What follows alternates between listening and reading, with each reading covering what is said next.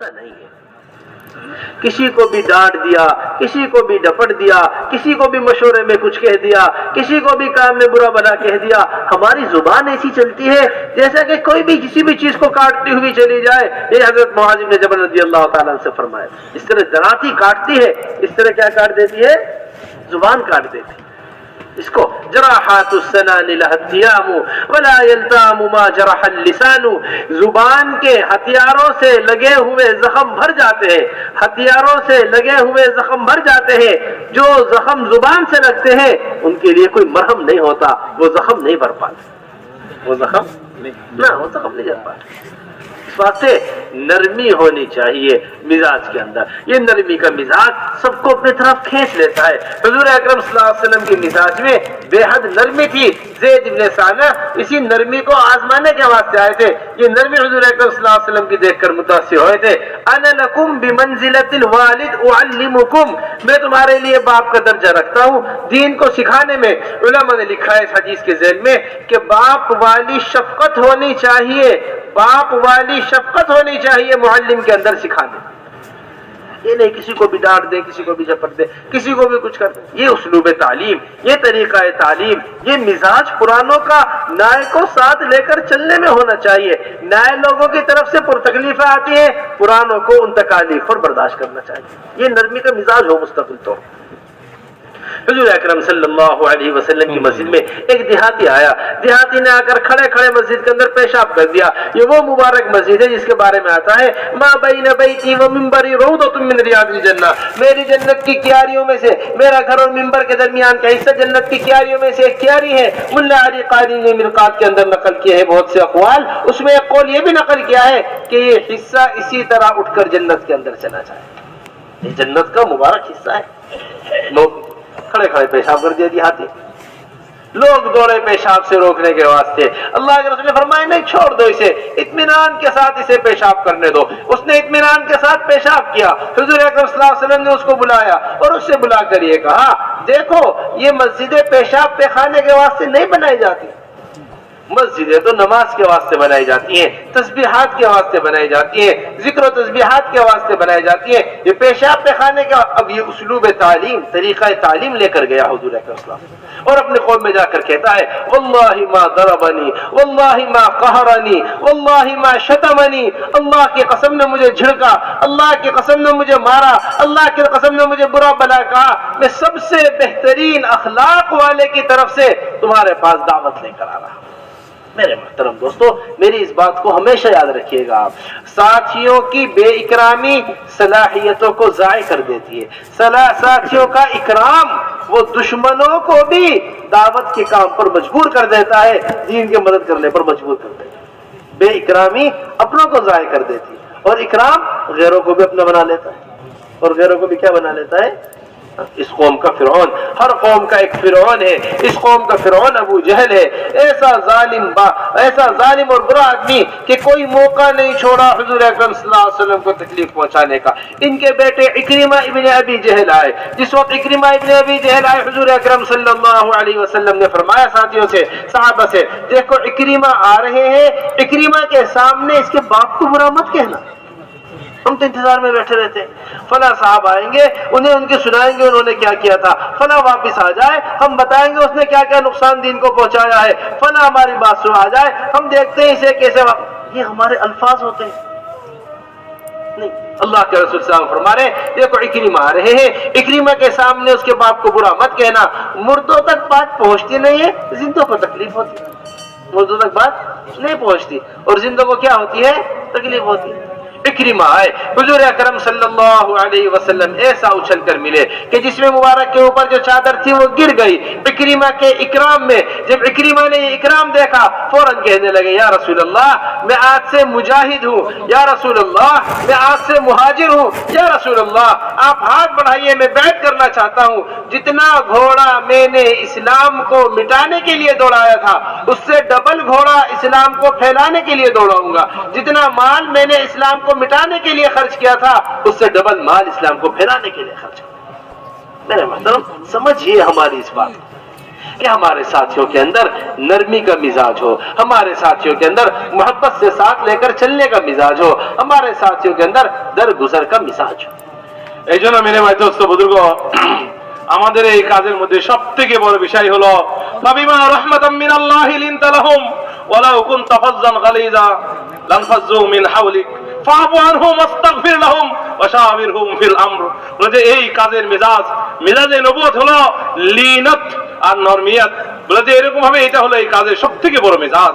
বলে নরম ভাষাভাষী হইতে হবে, শক্ত হওয়া যাবে না, জবানের শক্ত হওয়া যাবে না।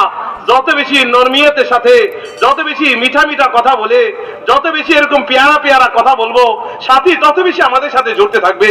আল্লাহ নবী সাল্লাল্লাহু আলাইহি ওয়াসাল্লামকে যে এই আয়াত শোনানো হচ্ছে, এটা কোনো এই কথার আসলেই যদি আমরা এরকম ভাবে এই কথা এই আয়াতের শানে নজুল শানে ওরুদ সম্বন্ধে জানি, তো বড় বিশাল বিষয় যে উহুদের ময়দানে রাসূলুল্লাহ সাল্লাল্লাহু আলাইহি ওয়াসাল্লামকে কি পরিমাণ কষ্ট ঝেলতে হয়েছিল। ওই অবস্থার ভিতর দিয়ে রাসূল সাল্লাল্লাহু আলাইহি ওয়াসাল্লামের চারটা দাঁত ভেঙে গেল, আর মাথার মধ্যে কিল ঢুকে গেল। রাসূল সাল্লাল্লাহু আলাইহি ওয়াসাল্লাম বড় পেরেশান অবস্থায় ছিলেন। সাথীরা আস্তে আস্তে এদিক সেদিক চলে গেল। সে উহুদের কঠিন মুহূর্তের মধ্যে হুজুর আকরাম সাল্লাল্লাহু আলাইহি ওয়াসাল্লাম একটু মনক্ষুণ্ণ হতে যাচ্ছিলেন। সাথেই আল্লাহ জাল্লা শানু কোরআনে কারিমের আয়াত নাযিল করলেন, ফাবিমা রাহমাতাম মিনাল্লাহি লিনতা লাহুম, যে আল্লাহ পাকের কত বড় রহমত আপনার উপরে, যে আল্লাহ পাক আপনার জবানকে মিঠা জবান বানাইছেন। এই জন্য এই কাজের জন্য সবথেকে বড় বিষয় হলো সেটা হলো নরম জবান আর মিষ্টি জবান। বলে যে মিষ্টি মিষ্টি ভাষায়, নরম নরম ভাষায় মেরে ভাই দোস্ত বুজুর্গ এই দাওয়াতের মেহনত করা, কঠোর ভাষায় নয়, শক্ত ভাষায় নয়। বলে শক্ত ভাষা মানুষকে এরকম ভাবে সেট করে নেয়। হযরত মুআয ইবনে জাবাল রাদিয়াল্লাহু তাআলা বলেন যে মানুষের মুখের শক্ত ভাষা বলে যে এত শক্ত হয়, বলে যে এটা এরকম ভাবে করাত দিয়ে কাটলে যেরকম কষ্ট হয়, ছুরি দিয়ে ধারালো ছুরি দিয়ে কাটলে যেমন কষ্ট হয়, মানুষের জবান অনেক সময় তার থেকে বেশি মানুষের দিলে কষ্ট লাগে। যারা হাত সিনানু লাহাল তিয়ামু ওয়ালাল তিয়ামু মা জারাহাল লিসানু। বলে যে এরকম ভাবে যদি তলোয়ারের আঘাত সেরে যায়, তার ওষুধ দিলে সেটা একদিন না একদিন সুস্থ সেরে যায়, দাগ কেটে যায়, ঠিক হয়ে যায়। কিন্তু জবানের কষ্ট যদি একবার দিলে কারো লাগে, বলে যে এই কষ্ট, এই তলোয়ারের কষ্ট, জবান নামে তলোয়ারের কষ্ট, বলে এটা আর কখনো এরকম ঠিক হয় না, সারে না। এই মনের কষ্ট আর ব্যথা দিল থেকে কখনো মুছে না। এই জন্য মেরে ভাই দোস্ত বুজুর্গ, হুজুর আকরাম সাল্লাল্লাহু আলাইহি ওয়াসাল্লাম এরকম ভাবে নরম ভাবে এরকম ভাবে কথা বলতেন। সাহাবায়ে কেরাম রাদিয়াল্লাহু তাআলা আজমাইনদের কথা শুনাইলেন। ওই যে যায়েদ ইবনে সানার বিষয়টা গেল, বলে যে আসলে তো হুজুর সাল্লাল্লাহু আলাইহি ওয়াসাল্লামকে যাচাই করার জন্যই, কিন্তু ওরা যারা শক্ত কথা বলছিলেন, ওই শক্ত কথা বলার কারণে আবার 20 সা খেজুরও তাকে দিয়ে দিয়েছে। তো নবী সাল্লাল্লাহু আলাইহি ওয়াসাল্লাম দুনিয়াতে আসছেন রহমতের নবী, নরম নিয়ে, লিনাত নিয়ে, বড় নরম নরম ভাষা নিয়ে এরকম ভাবে দাওয়াত ও তাবলীগের মেহনত করেছেন। এই জন্য মেজাজে নবুয়ত আর সিফাতে নবুয়ত হলো এটা দোস্ত, সেটা নরমিয়তের সাথে চলা। বলে মশারার মধ্যে এরকম কথা বলে দিয়া যে মানুষের দিল ছিঁড়ে যাচ্ছে, এত শক্ত কথা বলে দিলাম যে সাথীর মন ভেঙে চুরচুর হয়ে যাচ্ছে, মানুষের হৃদয়টা এরকম ভেঙে যাচ্ছে, এরকম মশারার মধ্যে আমি কথাগুলো বলে দিলাম। ভাই দোস্ত বুজুর্গ, বলে যে এটা এরকম নবীওয়ালা মেজাজ না, নবীওয়ালা সিফাত এরকম না। নবীওয়ালা মেজাজ আর সিফাত হলো সাথীদেরকে নরম নরম কথা বলে বলে সাথীদেরকে এরকম ভাবে জোড়ায় রাখা। হযরত ওমর রাদিয়াল্লাহু তাআলা আনহু আর আব্বাস রাদিয়াল্লাহু তাআলার মধ্যে একবার কিছুটা কোন একটা বিষয়ে কথা হয়ে গেল, একটু আপসের মধ্যে কথা হয়ে গেল।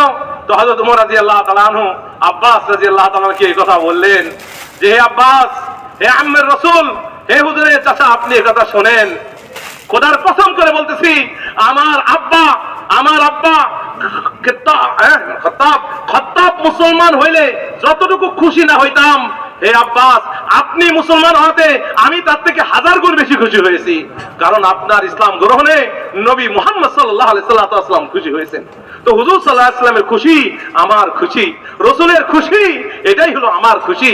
একদিন হযরত ওমর রাদিয়াল্লাহু তাআলা আসলেন, এসে ফাতেমা রাদিয়াল্লাহু তাআলা আনহাকে কথা বললেন যে আমি এই জমিনের উপরে সবথেকে বেশি ভালো আপনাকে ভালোবাসি, আপনাকে সবথেকে ভালোবাসি। এই জমিনের উপরে যত লোক আছে, মানুষ আছে, তার মধ্যে আমি আপনাকে সবথেকে বেশি ভালোবাসি। কারণ নবী মুহাম্মদ সাল্লাল্লাহু আলাইহি ওয়াসাল্লাম আপনাকে সবথেকে বেশি ভালোবাসছে, বিধায় আমি আপনাকে সবথেকে বেশি ভালোবাসি। এই জন্য মেরে ভাই দোস্ত বুজুর্গ, এই জন্য হুজুর আকরাম সাল্লাল্লাহু আলাইহি ওয়াসাল্লামের কে আল্লাহ পাক বানাইছেন নরম মেজাজ দিয়ে। বলে যে হাদিসে পাকের মধ্যে আসছে, এক আরবি ব্যক্তি আসলো, এক অনারব দিহাতি বেদুইন আসলো। বেদুইন মানুষ গাঁও গ্রামে থাকে, দিহাতে জঙ্গলে থাকে, মা এসে কি আর বুঝবে, এসে হুজুর সাল্লাল্লাহু আলাইহি ওয়াসাল্লামের মসজিদ, আর মসজিদ কোনো যাইতেই জায়গা না, রাসূলুল্লাহ সাল্লাল্লাহু আলাইহি ওয়াসাল্লাম বলেন, মা বাইনা বাইতি ওয়া মিম্বরি রাউযাতুম মিন রিয়াজিল জান্নাহ। বলে এই হাদিসের ব্যাখ্যাতে মোল্লা আলী কারি রহমতুল্লাহ আলাইহি একটা কল এরকম নকল করেছেন, আসলেই হুজুর সাল্লাল্লাহু আলাইহি ওয়াসাল্লামের ঘর আর হুজুর সাল্লাল্লাহু আলাইহি ওয়াসাল্লামের মেম্বারের মাঝখানে রাউযাতুম মিন রিয়াজিল জান্নাহ যে বলেছেন, এটা আসলেই জান্নাতের টুকরা। ওই জায়গাটা আল্লাহ পাক জান্নাত থেকে এনে ওই জায়গা বসায় দিয়েছেন। সুবহানাল্লাহ। বলে এইরকম পুত পবিত্র জায়গায় আসছে কে? বলে যে এক গ্রাম্য ব্যক্তি, এক বেদুইন ব্যক্তি গাঁও গ্রাম থেকে আসছে, আর এসে ওই জায়গার মধ্যে দাঁড়ায় পেশাব করা শুরু করছে। অথচ জায়গাটা কত মূল্যবান জায়গা, বেহেশতের জায়গা, জান্নাতি জায়গা। রাসূল নিজে বলতেছেন, মা বাইনা বাইতি ওয়া মিম্বরি রাউযাতুম মিন রিয়াজিল জান্নাহ। বলে এইরকম জায়গার মধ্যে এসে দেহাতি পেশাব করা শুরু করে দিয়েছে।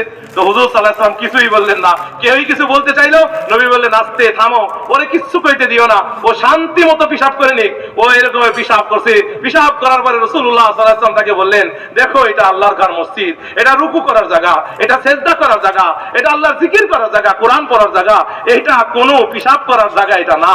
এই কথা হুজুর সুন্দর করে নরমিয়াতের সাথে নরম ভাষায় ওই লোকটাকে বোঝাই দিলেন। ওই লোকটা মসজিদের বাইরে গিয়ে বলে, ওয়াল্লাহি খোদার কসম, মা সাতারানি ওমা শাতামানি ওমা জারামানি, আমাকে গালিগালাজ করে নাই, আমারে মারাও নাই, আমাকে ধমকও দেয় নাই। এই রকম লোক আমি জিন্দেগিতে আর কোথাও দেখি নাই। এই রকম ব্যবহারকারী আমি আর কাউকে দেখি নাই। সাথে সাথে কালেমা পড়ে ওই দেহাতি ব্যক্তি মুসলমান হয়ে গেল।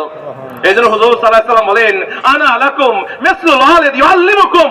হুজুর সাল্লাল্লাহু আলাইহি ওয়াসাল্লাম বলেন, আমি তোমাদের বাবার সমতুল্য, আমি তোমাদের বাবার মতো। একজন বাবা তার সন্তানকে যেমন লালন পালন করে, তার তরবিয়ত করে, তাকে গড়ে উঠায়, তাকে আস্তে আস্তে বানায়, তার জীবনকে গড়ায়, হুজুর বলেন আমি তোমাদের বাবার মতো। ইউআল্লিমুকুম, আমি তোমাদের দ্বীন ও শরীয়ত ও সুন্নতকে শিখাই। এজন্য মেরে ভাই দোস্ত বুজুর্গ, বাবার শফকত আর বাবার মুহাব্বত বেটার প্রতি যেরকম থাকে, বলতে হুজুর সাল্লাল্লাহু আলাইহি ওয়াসাল্লাম উম্মতকে এরকম আদর করে, সুহাগ করে, প্যার করে, মুহাব্বত করে একজন উম্মতকে বানাচ্ছিলেন হুজুর সাল্লাল্লাহু আলাইহি ওয়াসাল্লাম। এইজন্য মেরে ভাই দোস্ত বুজুর্গ, এই কামের মেজাজি হলো যেরকম মুহাব্বত এবং আদর করে শফকত করে মানুষকে নরম নরম কথা বলে বানানো। বলে যে এই উম্মতের আবু জেহেলকে জানেন? এই উম্মতের আবু জেহেল হলো, বলে এই উম্মতের ফিরাউনকে জানেন? এই উম্মতের ফিরাউন হলো আবু জেহেল। মরছে, কাফের হয়ে মরছে। তো আবু জেহেলের ছেলে ইকরামা রাদিয়াল্লাহু তাআলা আনহু, বলেন রাদিয়াল্লাহু তাআলা আনহু, উনি এরকম হুজুর সাল্লাল্লাহু আলাইহি ওয়াসাল্লামের কাছে আসছে এক বয়সে, শেষ বয়সে, সারা জিন্দেগি হুজুরের মোকাবেলা করছে, বড় বড় জিহাদে রাসূল সাল্লাল্লাহু আলাইহি ওয়াসাল্লামের প্রতিদ্বন্দ্বী হয়েছে। ওই ইকরামা হুজুর সাল্লাল্লাহু আলাইহি ওয়াসাল্লামের কাছে আসছে। আসার খবর শুনে নবীজি সাহাবাদেরকে বলতেছে, দেখো খবরদার, এই ইকরামার বাবার নিয়ে কেউ খোঁটা দিবে না। ইকরামার বাবা যে আবু জেহেল, ওর নিয়ে কেউ কিছু খারাপ গালমন্দ করবে না, কারণ সে তো মরে গেছে। যে ব্যক্তি মরে গেছে তার গালি দিলে কি শুনবে? তার কবরে কি গালি পৌঁছবে? বলকে তার কবরে তো গালি পৌঁছলো না, বলকে যে জীবিত আছে সে কষ্ট পাবে। আল্লাহু আকবার। আমরাও নিয়ত করি কারো গালি দেবো না ইনশাআল্লাহ। এই জন্য মেরে দোস্ত হুজুরকে বলে, ইকরামা ইবনে আবি জাহেল বলে যে আবু জেহেলের গালি দিও না, ও তো মরে গেছে, মৃত্যু মানুষের গালি দিয়ে লাভটা কি? সে তো শুনবে না। আর তার ছেলে জীবিত আছে, জীবিত মানুষের তার বাবার নামের গালি দিলে কষ্ট পাবে, খোটা দিও না। আসার সাথেই নবীজি সাল্লাল্লাহু আলাইহি ওয়াসাল্লাম এমন একরাম করছে, দাঁড়ায় গেছে। এমনকি নবী সাল্লাল্লাহু আলাইহি ওয়াসাল্লামের গায়ে যে চাদর ছিল, বলে শরীরের চাদরটা পর্যন্ত পরে যেতে যাচ্ছে, হিস্সা হয়ে গেছে। আবু জেহেল ইকরামাকে ইস্তেকবাল করার জন্য নবীজি আগায় গিয়েছেন। নবীর ইস্তেকবাল দেখে, নবীর নরম আর বিনয় দেখে, তাওয়াজু দেখে, নরমিয়ত দেখে ওই মুহূর্তের মধ্যেই ইকরামা ফয়সালা করে নিয়েছে। ইকরামা ফয়সালা করছে যে ইয়া রাসূলুল্লাহ, আজ পর্যন্ত আমি আমার ঘোড়াকে ইসলামের বিপক্ষে যত দৌড়াইছি, এখন আমি ইসলামের পক্ষে তার ডবল করে আমি আমার ঘোড়াকে দৌড়াইব। ইসলামের বিপক্ষে আমি যেই পরিমাণ মাল জান খরচ করেছি, এখন ইসলামের পক্ষে আমি তার থেকে কয়েক গুণ বেশি আমি ইসলামের পক্ষে আমি মাল জান খরচ করব। ইয়া রাসূলুল্লাহ, আপনি হাত দিয়ে আগায় দেন, আমি আপনার হাতে ইসলামের শপথ গ্রহণ করব, ইসলামের বায়াত গ্রহণ করব। বলে ইকরামা রাদিয়াল্লাহু তাআলা আনহু বলে ইসলামের মধ্যে আসছে, ইসলামে হুজুরের কাছে আসছে, ইসলাম গ্রহণ করেছে কিসের কারণে? বলে হুজুর সাল্লাল্লাহু আলাইহি ওয়াসাল্লামের লিনাত আর হুজুরের নরমিয়তের কারণে, রাসূলের বিনয় ও তাওয়াজুর কারণে এই মেজাজে নবুয়ত হলো কোরআন সাথী আমরা, আমাদের মধ্যে লীনত আসবে, বিনয় আসবে, তাওয়াজু আসবে, সাথীর মহব্বত করব। বলতে আসো আমাদের বিষয় হলো যত বেশি আপসের মধ্যে মহব্বত থাকবে, দিল সাফ থাকবে, আমাদের মহব্বত বাড়বে, তো কাজের মানে উম্মত পানা পয়দা হবে, কাজ आगे बढ़ते থাকবে दोस्त।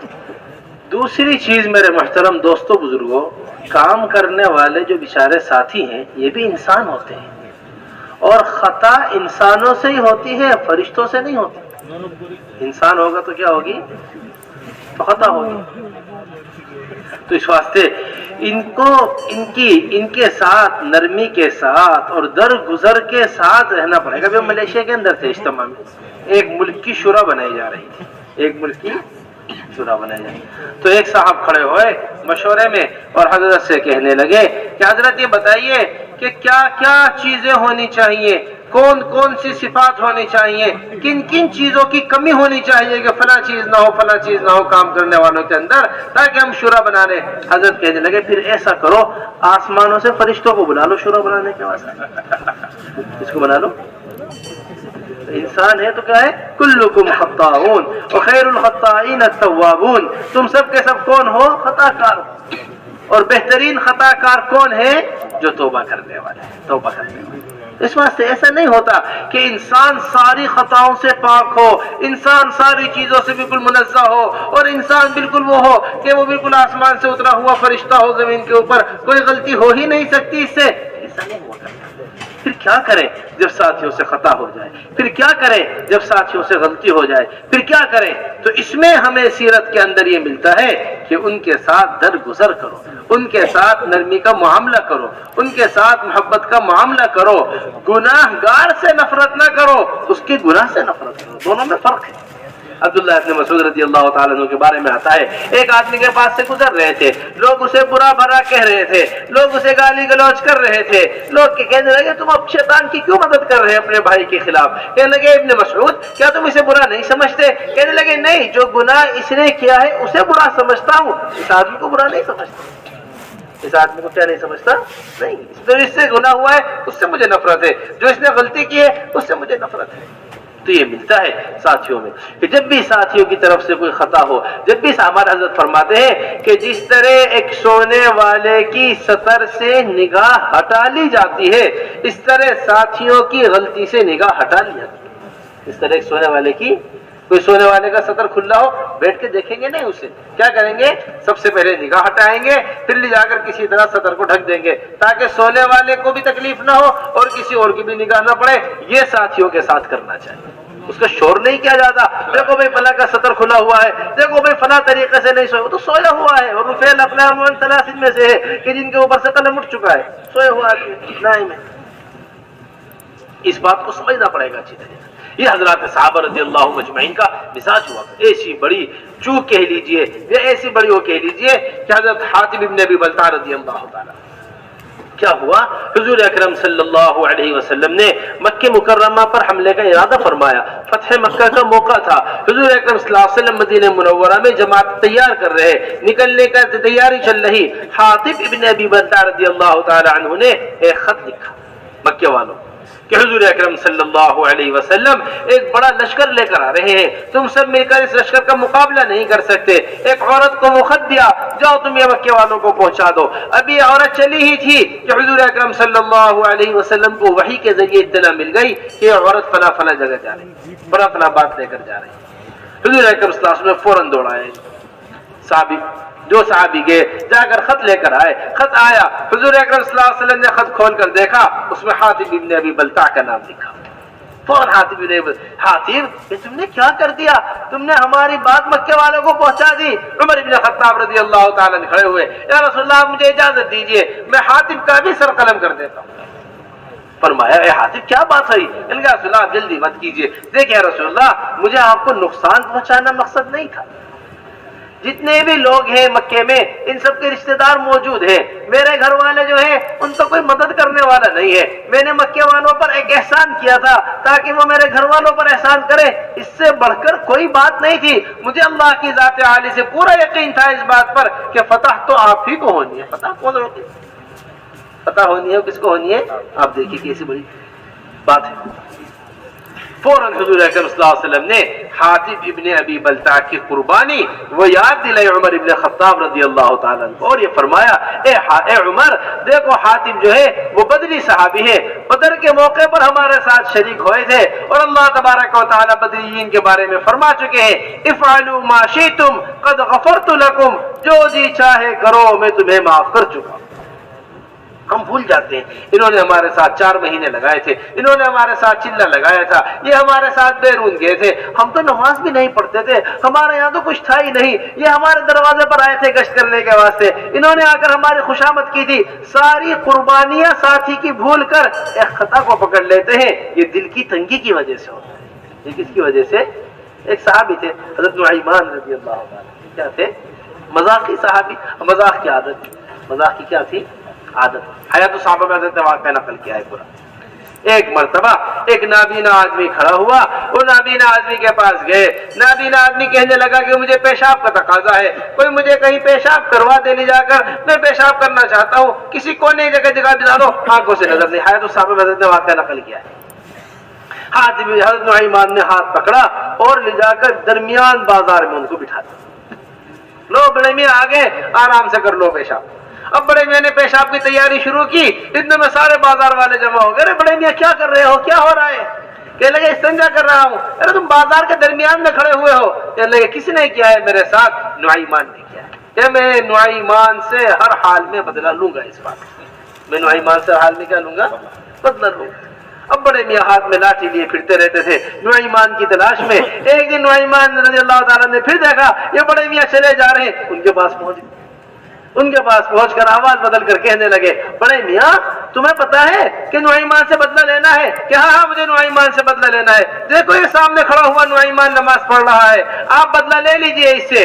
لے جا کر بڑے میاں نے ایسا زور کا ڈنڈا مارا عثمان غنی رضی اللہ تعالیٰ عنہ کے سر پر کہ سر سے خون بہہ گیا، سر سے کیا بہہ گیا؟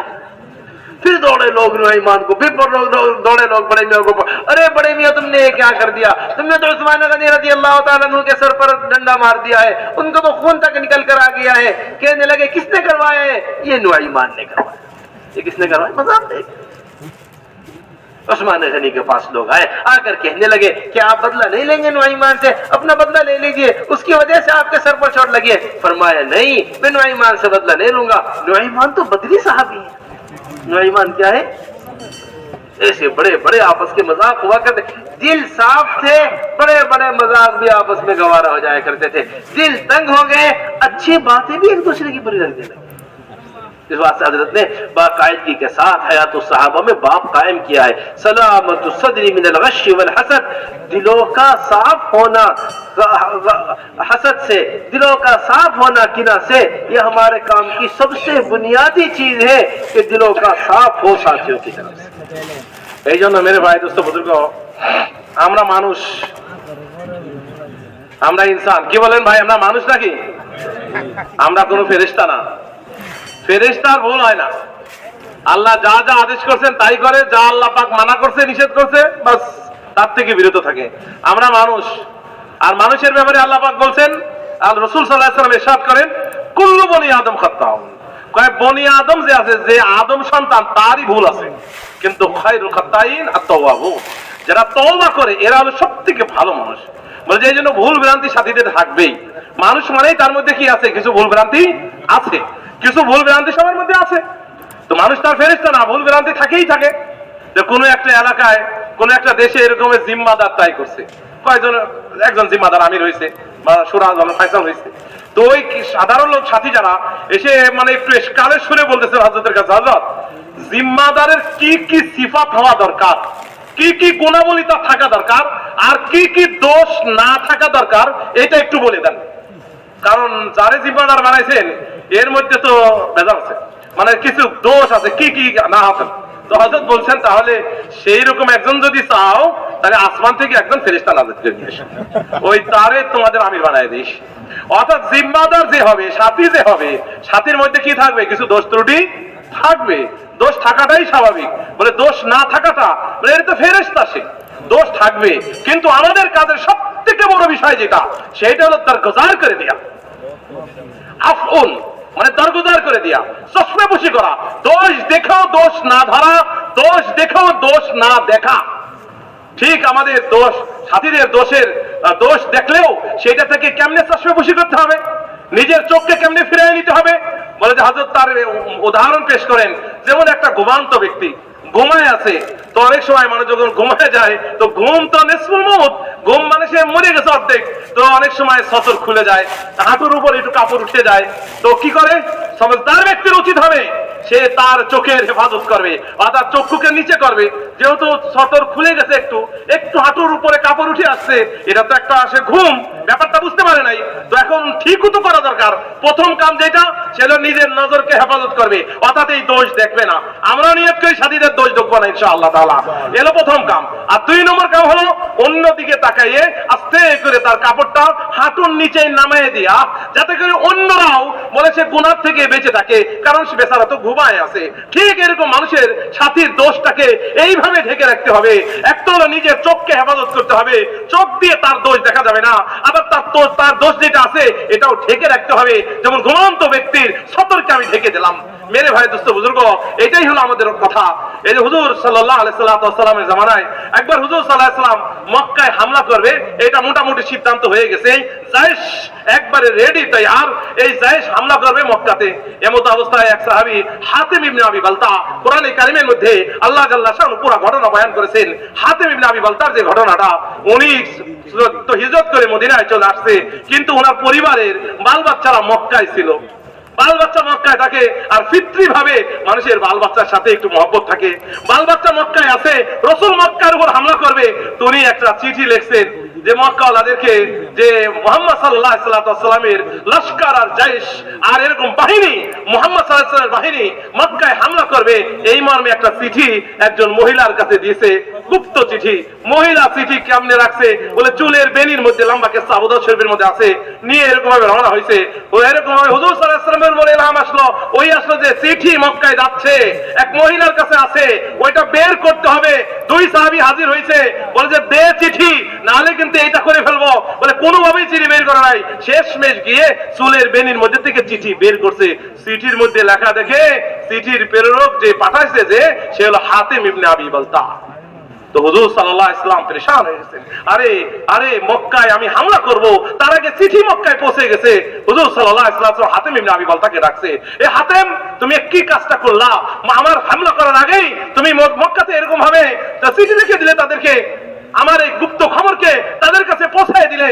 তো হাতিম ইবনে আবি বালতা যখন হুজুর এই কথা বলতেছিলেন, ওমর রাদিয়াল্লাহু তাআলা আনহু তো চিনেনই না, ওমর রাদিয়াল্লাহু তাআলা পাশেই ছিলেন, আর তলোয়ার কোষমুক্ত করে ইয়া রাসূলুল্লাহ একটু ইজাজত দেন, ওর মাথা ডাইরেক্ট কলম মারা ফেলাই, মানে সারিসত করে দিব। হুজুর বলেন থাকো, এ ওমর থাকো, একটু থামো, তুমি জানো ওকে হাতিম ইবনে আবি বালতা কে জানো? তাই সে হলো বদরি সাহাবী, সুবহানাল্লাহ। আর বদরিদের ব্যাপারে আল্লাহ কোরআনে বলছেন, এই মালুম আশিতুম ফাকাদ গফারতু লাকুম, এ বদরি যেটা মন চায় এটা করো, আমি তোমাদের সব গুনাহকে ক্ষমা করে দিয়েছি। এলো বদরি সাহাবী। কোন দেখেন দোষ কিন্তু কোনো ছোট মোটো দোষ না। আর এই কথা পরে হাতিম ইবনে আবি বালতা বলেছে, ইয়া রাসূলুল্লাহ চিঠি পাঠাইছি, কোনো সন্দেহ নাই আমি পাঠাইছি, আর এটাও আমার বিশ্বাস আছে আপনার চিঠি যে মক্কাওয়ালাদের কাছে যাই পৌঁছেও তাও তেমন সমস্যা নাই, আপনার বাহিনী বিজয় হবে, আপনার দলই মদিনাওয়ালারাই, আমরাই মুসলমানরাই বিজয়ী হব। তো আর কোনো চিঠি এই জন্য পাঠাইলাম, অন্যদের তো ফ্যামিলি দেখার লোকজন আছে, আমার যে ছোট্ট একটা পরিবার, এটা দেখার মক্কায় কোনো লোকজন ছিল না। ওই মক্কাওয়ালারা আমার পরিবারের লোকদেরকে একটু দেখে পেলে দেখভাল করে সালামতির সাথে রাখছিল, যার কারণে আমি এরকম ভাবে তাদের উপরে এই ইহসানটা করতে গেছিলাম। তারপর ওই চিঠি পাঠাইছি বটে ঠিকই, কিন্তু জয়ী আপনি হইবেন, বিজয়ী আপনি হইবেন, এটাও আমার পাক্কা ইয়াকিন আছে। দেখেন বিষয়টা কেমন, কত বড় কাজ। এদিকে রাসূলের সাপোর্টও করতেছে, আবার ওদিকে মক্কাওয়ালাদের খবরও দিয়ে দিচ্ছে। ওমর রাদিয়াল্লাহু তাআলা স্যারকে কলম বানায় দিতে যাচ্ছে, এদিকে রাসূল সাল্লাল্লাহু আলাইহি ওয়াসাল্লাম বদরি হওয়ার কারণে তার প্রশংসা করতেছে। এইজন্য মেরে ভাই দোস্ত বুজুর্গ, আমাদের উচিত হবে সাথীদের যদি এরকম দোষও হয়ে থাকে, বলে তার গুণাবলী যেগুলো আছে এইগুলো দেখতে হবে। আমি সাথে 4 মাস লাগাইছি, ওই সাথীর উসিলায় আমি নামাজি বনছি, ওই সাথীর উসিলায় আমি আল্লাহর রাস্তায় বের হয়েছি, বলে ভালো জিনিসগুলো সাথীর সামনে আনতে হবে। একবার আব্দুল্লাহ ইবনে মাসউদ রাদিয়াল্লাহু তাআলা আনহু বলে যে এরকম ভাবে বসা ছিলেন, আর এক ব্যক্তি পাশ দিয়ে অতিক্রম করতেছিল, এরকম ভাবে তার অনেক গালিগালাজ করতেছিল, গালিগালাজ। এইজন্য আমাদের কথা আছে, পাপকে ঘৃণা করো, পাপীকে নয়। গুনাহকে ঘৃণা করতে হবে, গুনাহকে ঘৃণা করতে হবে। গুনাহগারকে ঘৃণা করা যাবে না, পাপীকে ঘৃণা করা যাবে না, পাপকে ঘৃণা করতে হবে, গুনাহকে ঘৃণা করতে হবে। আমি গুনাহ করব না, গুনাহকে ঘৃণা করব, গুনাহগারকে ঘৃণা করা যাবে না। আব্দুল্লাহ বিন মাসউদ রাদিয়াল্লাহু তাআলার সামনে দিয়ে বলে যাচ্ছিল একটা লোক, বড় খারাপ মানুষ, আসলেই খারাপ, মানে খারাপ, যার নাম খারাপ, ওর জাত খারাপ, বিভিন্ন কথাবার্তা বলতেছিল।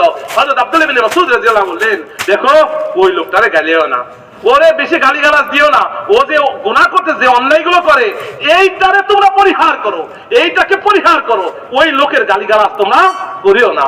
এই জন্য মেরে ভাই তো বুঝতেছ বুজুর্গ, এই জন্য অন্ধ সাহাবী একজন ছিলেন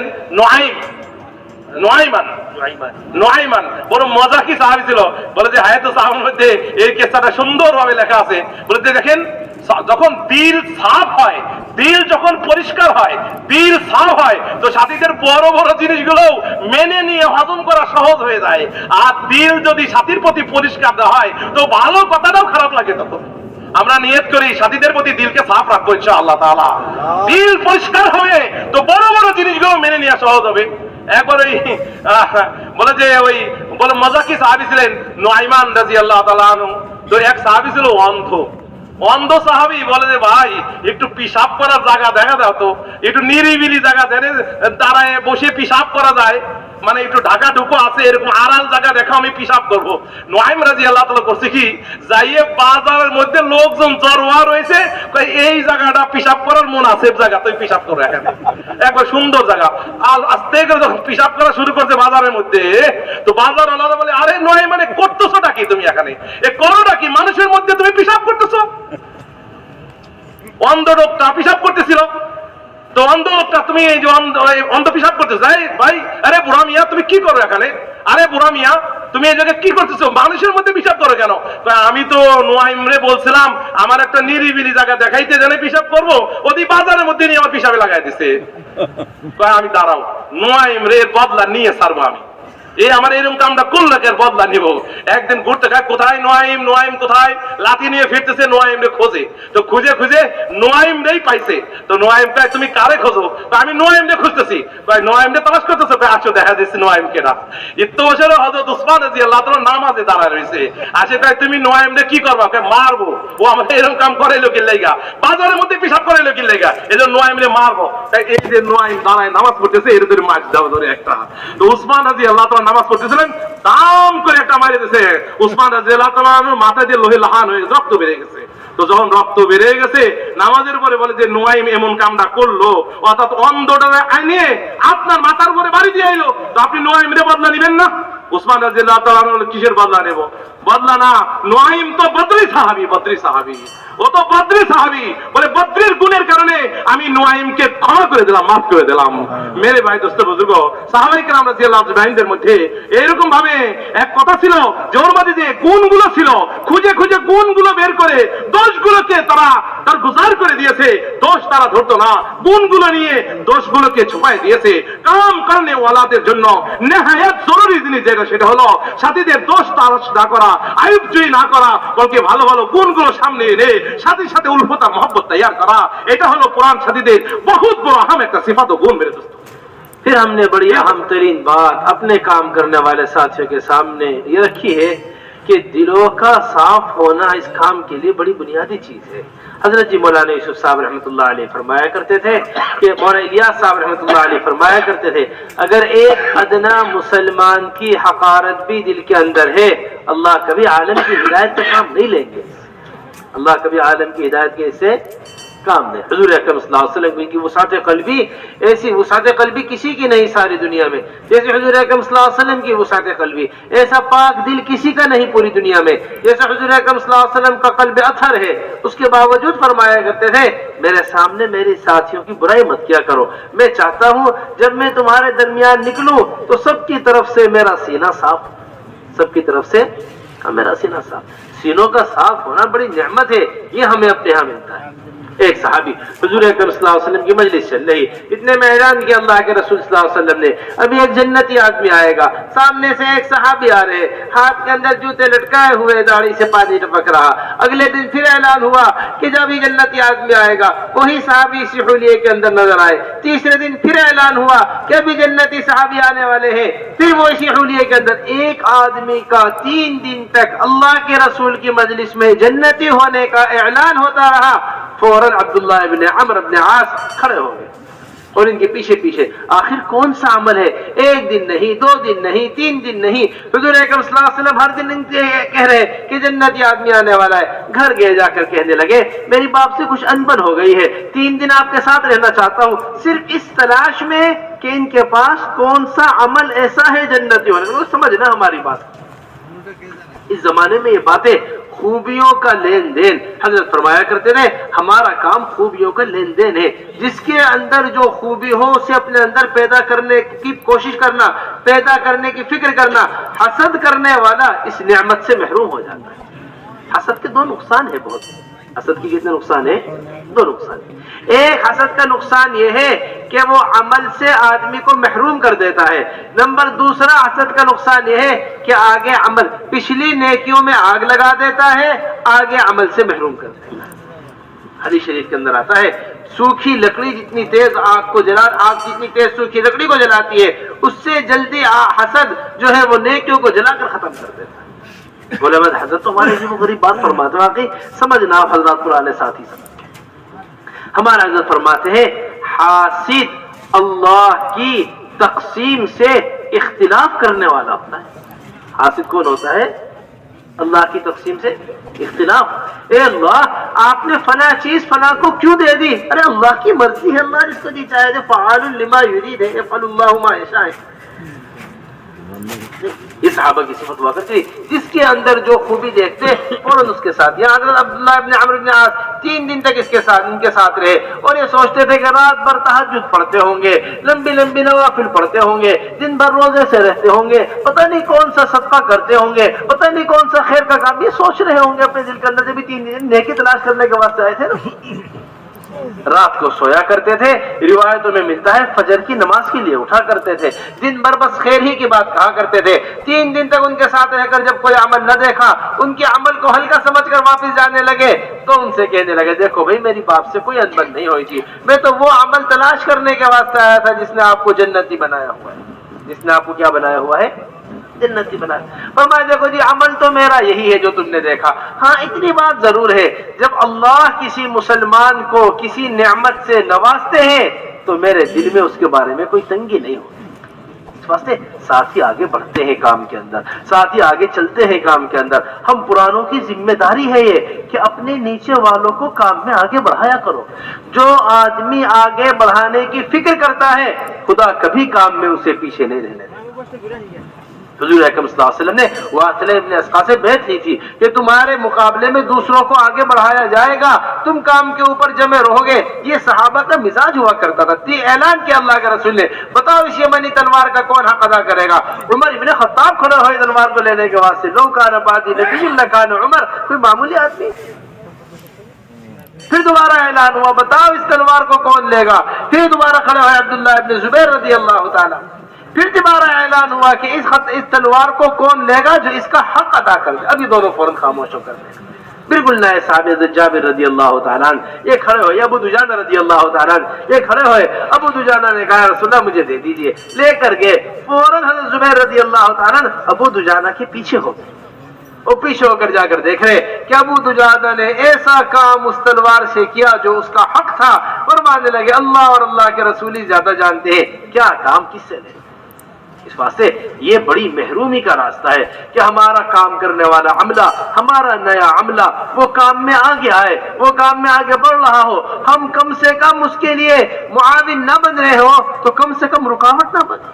اعلیٰ بات تو یہ ہے کہ آگے بڑھنے والوں کے لیے کیا بننا چاہیے؟ آدمی کو معاون بننا چاہیے۔ اگر معاون نہیں بن پا رہے تو কম সে কম রুকাওয়াট না বনে। এই জন্য মেরে ভাই দোস্ত বুজুর্গ, এই কাজের মধ্যে সবথেকে বড় একটা সিফাত যেটা আমাদের দিলকে সাফ রাখতে হবে, পরিষ্কার রাখতে হবে। হায়াতুস সাহাবার মধ্যে হযরত ইমাম ইউসুফ রহমাতুল্লাহ আলাইহি এই বিষয়ে অধ্যায় কায়েম করেছেন। যে এরকম ভাবে দিল পরিষ্কার পরিচ্ছন্ন রেখে দাওয়াত ও তাবলীগের মেহনতকে করা। বলে যে দিল সাফ না থাকলে এই মেহনত করা যাবে না, দিলকে পরিষ্কার করে সাফ সুতরা রেখে এই কাজকে করা। হুজুর আকরাম সাল্লাল্লাহু আলাইহি সাল্লাম বলে যে প্রত্যেকটি সাহাবীকে এরকম ভাবে দিলের ভিতরে জায়গা দিয়েছেন, প্রতিটি সাহাবীকে এরকম ভাবে দিলের ভিতরে জায়গা দিয়ে মেরে দোস্ত বুজুর্গ এরকম ভাবে তাদেরকে সাথ নিয়ে নিয়ে এই কাজকে করেছেন। হ্যাঁ, এই জন্য আপনার থেকে আপনার মুসলমান বলে যে এরকম ভাবে তারও ইকরাম করা, তাকেও এরকম সম্মান করা। কোনোভাবেই যেন কোন মুসলমান আমার থেকে এরকম ভাবে বেইকরামের কারণে সে যেন মাহরুম হয়ে না যায়। এজন্য হযরত বলতেছিলেন যে ইকরামের দ্বারাই এরকম ভাবে লোক চলে আসে, ইকরাম করব, মহব্বত করব, তো আমার সাথী হবে, কাজে জড়বে। আর আমি বড় থেকে বড় সাথী হয়ে যদি আমি না বেইকরামি করি, তো এরকম ভাবে কাজ থেকে সে এরকম ভাবে সরে যাবে, দূরে চলে যাবে। এই জন্য সে আবদা মুসলমান, সে হেদায়েত থেকে সে এরকম মাহরুম হয়ে যাবে যদি আমি তার প্রতি বেইকরামি করি। এই জন্য হুজুর সাল্লাল্লাহু আলাইহি সাল্লাম প্রত্যেকটি সাহাবীকে এরকম ভাবে কিসের উপর উঠাইছেন, এরকম ভাবে তার দিলের ভিতরে জায়গা দিয়েছেন। হ্যাঁ, এই জন্য হুজুর সাল্লাল্লাহু আলাইহি সাল্লাম বলছেন কশ্চিন কালো তোমরা, আল্লাহ নবীর দিল কত সাফ ছিল, কত ওসি ছিল হুজুর সাল্লাল্লাহু আলাইহি সাল্লামের দিলে। এত সাফের পরেও নবীজি বলছেন খবরদার কোন সাহাবীর দোষ তোমরা আমার কাছে বলবা না, কেননা আমিও একটা মানুষ, কেননা আমিও একজন মানুষ। কোন সাহাবীর দোষ ত্রুটি এটা আমার কাছে তোমরা আলোচনা করবা না, কেননা তার ব্যাপারে আমার দিলের ভিতরে কোনো কিছু এসে যেতে পারে, তার ব্যাপারে আমার দিলের ভিতরে কোনো কিছু এসে যেতে পারে। এই জন্য কোন দোষ খবরদার আমার কাছে কোন সাহাবীর দোষ আলোচনা করবা না। এই জন্য একবার হুজুর সাল্লাল্লাহু আলাইহি ওয়াসাল্লাম বসে আছেন, তো এক সাহাবী এরকম ভাবে সে এরকম ভাবে ওযু করলো, হাউজে ওযু করে জুতা চপ্পল হাতে নিয়ে এরকম দাড়ি থেকে পানি মুছতে মুছতে মসজিদে নববীর দিকে আসলো। নবীজি বললেন তোমরা কি জান্নাতি লোক দেখতে চাও? বলে যে জান্নাতি দেখতে চাও, তো বলে যদি জান্নাতি লোক দেখতে চাও দেখো এই যে জান্নাতি লোকটা আসতেছে। একদিন বললেন, দ্বিতীয় দিন ফের একই অবস্থা ফিরে আসলো যে এরকম তুমি কি জান্নাতি দেখতে চাও? তো বললে হ্যাঁ দেখতে চাই। বলছে ওই একই লোক জুতা হাতে আর দাড়ির মধ্যে যে পানি ছিল ওযুর পানি এটা ঝাড়তে ঝাড়তে আসতেছে। তৃতীয় দিন একই অবস্থা। এই হুজুর সাল্লাল্লাহু আলাইহি সাল্লামের ওই ব্যক্তির জান্নাতের বাশারাত আর জান্নাতের সুসংবাদ দেওয়ার কারণে এক সাহাবী ছিলেন হযরত আব্দুল্লাহ ইবনে আমর ইবনে আস রাদিয়াল্লাহু তাআলা আনহু, উনি বললেন যে কি ঘটনাটা কি, বিষয়টা কি? এক ব্যক্তিকে হুজুর একবার নয়, দুইবার নয়, তিনবার না, এতবার জান্নাতি বলে ঘোষণা দিলেন, ওর মধ্যে আছেটা কি আমি দেখবো। তো একদিন ছোট মানুষ আব্দুল্লাহ ইবনে আমর ইবনে আস রাদিয়াল্লাহু তাআলা আনহু বলছে আমি তার বাড়িতে হাজির হইলাম, বললাম যে আমার আব্বার সাথে একটু ঝগড়া মতো লাগছে, তো আমি আপনার বাড়িতে থাকবো। সাহাবায়ে কেরামের মধ্যে এটা কোনো কিছু ছিল না, আসতো মেহমান থাকো। তো 3 দিন যাবত থাকছে। ওই ব্যক্তির দিনের বেলায়ও এরকম ভাবে বিশেষ কোনো আমল দেখতে পারলেন না, আর রাতের বেলাও বিশেষ কোনো আমল নাই। রাতের বেলায় ফরজ আদায় করে ঘুমায় যেতেন, ফজরের আগে উঠতেন, রাতের বেলায় করত পাল্টানোর সময় হয়তো তাসবিহ আল্লাহু আকবার বলতেন, আর তেমন কোনো আমল দেখলেন না। তো 3 দিন থাকার পরে চলে আসতেছিলেন, তার আমলকে স্বাভাবিক মনে করলেন, সাধারণ মনে করলেন, আর বললেন যে আমি তো আসলেই বাসায় কোনো ঝগড়াঝাটি কিছু হয় নাই। নবীজি সাল্লাল্লাহু আলাইহি ওয়াসাল্লাম বড় মজলিসের মধ্যে বারবার আপনাকে জান্নাতি হওয়ার সুসংবাদ দিয়েছে, আমি একটু যাচাই করতে আসছিলাম যে দেখি আপনার মধ্যে কি এরকম আমল আছে যেই আমলের কারণে আপনি জান্নাতি। নবীজি সুসংবাদ দিলেন, তা ভরা মজলিসে সুসংবাদ দিলেন, বারংবার সুসংবাদ দিলেন, কি আমল আছে তা দেখার জন্য। তো ওই সাহাবী বলেন ভাতিজা ঠিকই কইছো, আমার মধ্যে যা দেখছো তাই আছে, রাতের যে আমল দেখছো তাই, দিনের যে আমল তাই, বিশেষ কোনো আমল আমার কাছে নাই। তবে হ্যাঁ একটা বিষয় আমার কাছে আছে, সেটা হলো মুসলমানের কোনো বিষয়ে আমার কাছে হাসাদ নাই। আমি মুসলমানের ব্যাপারে আমার দিল পাক ও পবিত্র, পুত ও পবিত্র। কোন মুসলমানের ব্যাপারে আমার দিলের ভিতরে কোন ধরনের গন্দেগি, কোন ধরনের নাপাকি, কোন ধরনের বদগুমানি, কোন ধরনের হিংসা আমার দিলের ভিতরে নাই, আমার দিল পবিত্র আছে। তখন আব্দুল্লাহ ইবনে আমর ইবনে আস রাদিয়াল্লাহু বলেন এইটাই সেটা।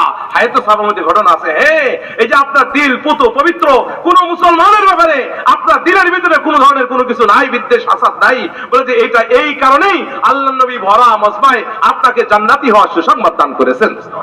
বলে এই জন্য হুজুর সাল্লাল্লাহু আলাইহি ওয়াসাল্লাম এরকম ভাবে হাসাদ করা, এটা হযরত বলেন, হযরত দামাত বারকাতুহুম এই কথা বলেন যে হাসাদ যে করে, হাসেদ যে হয়, তার 2টা ক্ষতি হয়। তার দুইটা নুকসান হয়। এক নম্বর হলো সে আমল থেকে মাহরুম হয়ে যায়, অর্থাৎ যে আমল করতো এই আমল সামনে আর করতে পারে না। হাসেদ যে হয় সে এরকম হাদিসে পাকের মধ্যে আসছে, হাদিসে পাকের শব্দ হাসেদ যে হয় তার দুইটা ক্ষতি। এখন সামনের আমল এরকম ভাবে এইভাবে তার এরকম ভাবে আমল করার সুযোগ হয় না, আর পিছনে যে আমলগুলো করেছিল বলে শুকনা লাকড়ি খড়ি আগুন যেমন দাউ দাউ করে জ্বালায় পুরায় ছাই বানায় দেয়, তার পিছনের আমল এরকম জ্বলে পুড়ে ছাই হয়ে নষ্ট হয়ে চলে যায়। অর্থাৎ সামনেও তার আমল হয় না, আমল করার তৌফিক হয় না, পিছনের আমলগুলো জ্বলে পুড়ে সরকার হয়ে যায়। এই জন্য হাসেদ যে হয়, হযরত আমার দরকার তুমি এই কথা বলেন, হযরত ইমাম সাহেব বলেন হাসেদ, সে হাসেদ মানেই হলো হাসাদ কর্ণওয়ালা মানেই হলো যে আল্লাহ পাকের তাকসিম যে আছে, আল্লাহ পাক যে একটা বন্টন করেছে, বটরা করেছে যে এরে এটা দিলাম এরে এটা দিলাম, তো আল্লাহ পাকের তাকসিমের উপর সে কি সন্তুষ্ট না, সে এরকম ভাবে আপনার আল্লাহ পাকে সন্তুষ্টের উপর সে সন্তুষ্ট না। এইটাই হইতেছে হাসেদ কর্ণওয়ালার আলামত। বলে এই ঘটনা বলতে গিয়ে একবার হুজুর আকরাম সাল্লাল্লাহু আলাইহি সাল্লাম বলে আগামী কালকে একটা মারাকা আছে, যুদ্ধ আছে, বলে যে কে আছে এই তলোয়ারটা উঠাবে। তো ওমর রাদিয়াল্লাহু তাআলা তো বাহাদুর দাঁড়ায় গেলেন যে আমি উঠাবো। হুজুর বললেন না, কে আছে দাঁড়াও। এরপরে আব্দুল্লাহ ইবনে জুবাইর রাদিয়াল্লাহু তাআলা দাঁড়ায় গেলেন যে আমি তলোয়ার ঝান্ডাটা নিব, আমি কালকে দেখাবো বাহাদুরি। হুজুর বললেন কে আছে, দুইজনই খামোশ হয়ে গেলেন। হুজুরের ইচ্ছা ছিল মনে হয় আরেকজনের ব্যাপারে। এরপরে আবু দুজানা রাদিয়াল্লাহু তাআলা আনহু উনি দাঁড়ায় গেলেন যে ইয়া রাসূলুল্লাহ আমি আজকে উঠাবো এই তলোয়ার, আমি আজকে উঠাবো এই ঝান্ডা। হুজুর বলেন হ্যাঁ তুমি এর যোগ্য, তুমি উঠাও। বলে যে যখন উঠাইলেন আর সামনে চলতে থাকলেন আর আগাইতে থাকলেন, হযরত আব্দুল্লাহ ইবনে জুবাইর রাদিয়াল্লাহু তাআলা বললেন বিষয়টা কি? ওমর রাদিয়াল্লাহু তাআলা আনহুকে দিল না, এত বড় বীর পুরুষ, আমাকে দিল না, তো দিল আবু দুজানারে, দেখি ওর মধ্যে কি আছে। ওকেই বাস্তবে কি উনি যুদ্ধের ময়দানে এমন কারনামা দেখাইলেন, এমন নিজের কর্তৃত্ব দেখাইলেন যে একের পর এক চালাইতে থাকলেন আর কাফেরদেরকে জাহান্নামে পাঠাইতে থাকলেন। তার এই বাহাদুরিকে দেখে, তার এই বীর বিক্রমতাকে দেখে আব্দুল্লাহ ইবনে জুবাইর রাদিয়াল্লাহু তাআলা আনহু বলেন ঠিকই হুজুর আকরাম সাল্লাল্লাহু আলাইহি সাল্লাম যোগ্য লোকের কাছে যোগ্য নেতৃত্ব দিয়েছে, যোগ্য লোকের কাছে যোগ্য ক্ষমতা আর যোগ্য দায়িত্ব দিয়েছেন। হযরত বলতেছিলেন আসলেই কোন সাহাবীর মধ্যে কার মধ্যে কি যোগ্যতা আছে, কি যোগ্যতা তার মধ্যে ছুপে আছে এটা আমাদের জানা নাই। বলে যে এক একজন সাহাবীকে রাসূলুল্লাহ সাল্লাল্লাহু আলাইহি ওয়াসাল্লাম আপনায় নিয়েছেন আর তার ব্যাপারে দিলকে সাফ করেছেন আর তাকে এক একজনকে এক এক দায়িত্ব দিয়ে তাকে আগে বাড়াইছেন। আমি আমার সাথীদের মুআবিন বনবো, মুআবিন সাথীকে সাহায্যকারী হব, কোশ্চেন কালো রুকাওয়াট বনবো না। আজকে আমাদের মধ্যে এটা হয়ে গেছে যে আমি একটু বড় হয়ে গেছি বা আমি একটা পর্যায়ে পৌঁছে গেছি, সাথীদের জন্য রুকাউট হয়ে যাচ্ছে। রুকাউট মানে তারা আগে যেতে দিচ্ছি না, আগে বাড়তে দিচ্ছি না। বলে যে খোদা আল্লাহ মাফ করে, খবরদার সাথীদের জন্য আমি রুকাউট যেন না মানি, আগে বাড়ার আমি সবব হব, কারণ হব। সাথীকে রুকাউট হয়ে তাকে বাধাগ্রস্ত করবো না, তাতে করে আমার অনেক ক্ষতি হয়ে যাবে। এই জন্য আমি পারবো, আমি যদি না পারি একান্ত তা কমসে কম নিজে খামোশ থাকি, নিজে চুপ থাকি, সাথী আগে বেড়ে যাক। কিন্তু সাথী আগে বাড়ার দ্বারায় বেড়ে যাচ্ছে, এই ব্যাপারে হাসাদ ও হিংসা যেন আমার না আসে। বলে এইটা সাথীদের মধ্যে এই মুহূর্তে বহুত জরুরি। জিম্মাদার সাথী যারা আছে তাদের মধ্যে এটা এই সিফাতটা আসা জরুরি। নতুন নতুন সাথীদেরকে আগে বাড়তে দিয়া কশ্চিন কালো তার রাস্তায় প্রতিবন্ধকতা সৃষ্টি না করা এই মুহূর্তের মধ্যে বহুত জরুরি জিনিস। फिर हसद से बचने का इलाज, हसद से बचने का इलाज ये है कि हमारे साथी अपने साथियों के लिए तन्हाइयों में दुआ किया करें। हमारे हज़रत फरमाते हैं जिसकी रातों की दुआ होगी जिस साथी के लिए, उसके दिल में कभी हसद बाकी नहीं रहेगा, उसके दिल में कभी क्या बाकी नहीं रहेगा, हसद बाकी। हजरत सहाबा रज़ियल्लाहु अजमईन सहाबा के लिए दुआ किया करते थे। हजरत काब के बारे में आता है कि नाबीना हो गए थे, आखिर में बेटे का हाथ पकड़ के जुमा के नमाज के वास्ते मस्जिद में आया करते थे।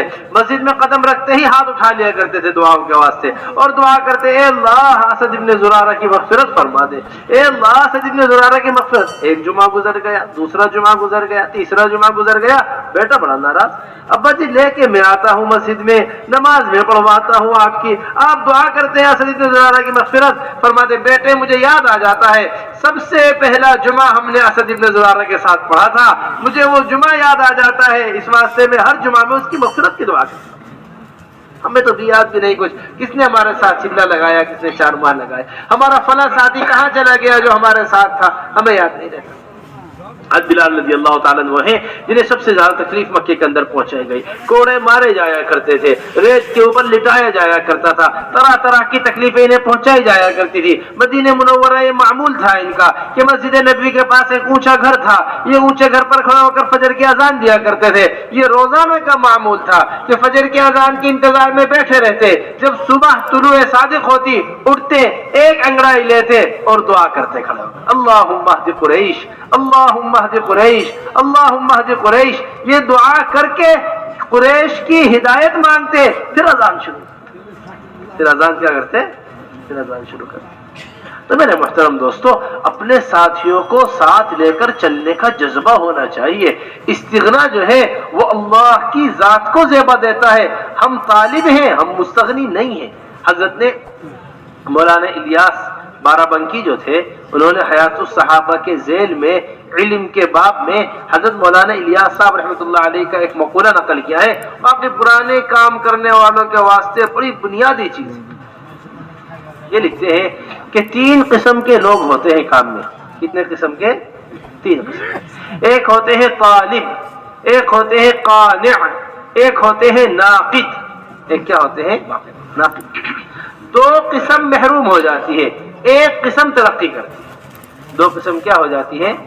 महरूम हो जाती है। काने महरूम हो जाएगा, ये कनाअत कर लेता है थोड़े के ऊपर। नाकिद के अंदर सबसे पहली महरूमी नजर आती है। सबसे पहले जो महरूम होता है वो नाकिद होता है। ये काम ऐसे नहीं, ऐसा करना चाहिए था, ये गलत कर दिया, ये गलत कर दिया, ये गलत हो गया, ये गलत हो गया। हदीस शरीफ के अंदर आता है कि अपनी आंख का मामूली सा बाल इंसान को नजर, अपनी आंख का शातिर इंसान को नजर नहीं आता, दूसरे की आंख में मामूली सा एक बाल इंसान को नजर आ जाता है। यानी दूसरों की छोटी छोटी कमी इंसान को नजर आ जाती है, लेकिन अपनी बड़ी से बड़ी गलती इंसान को नजर नहीं आती। इस वास्ते नकद नहीं है काम के अंदर, नकद से इंसान को सबसे ज्यादा बचना चाहिए।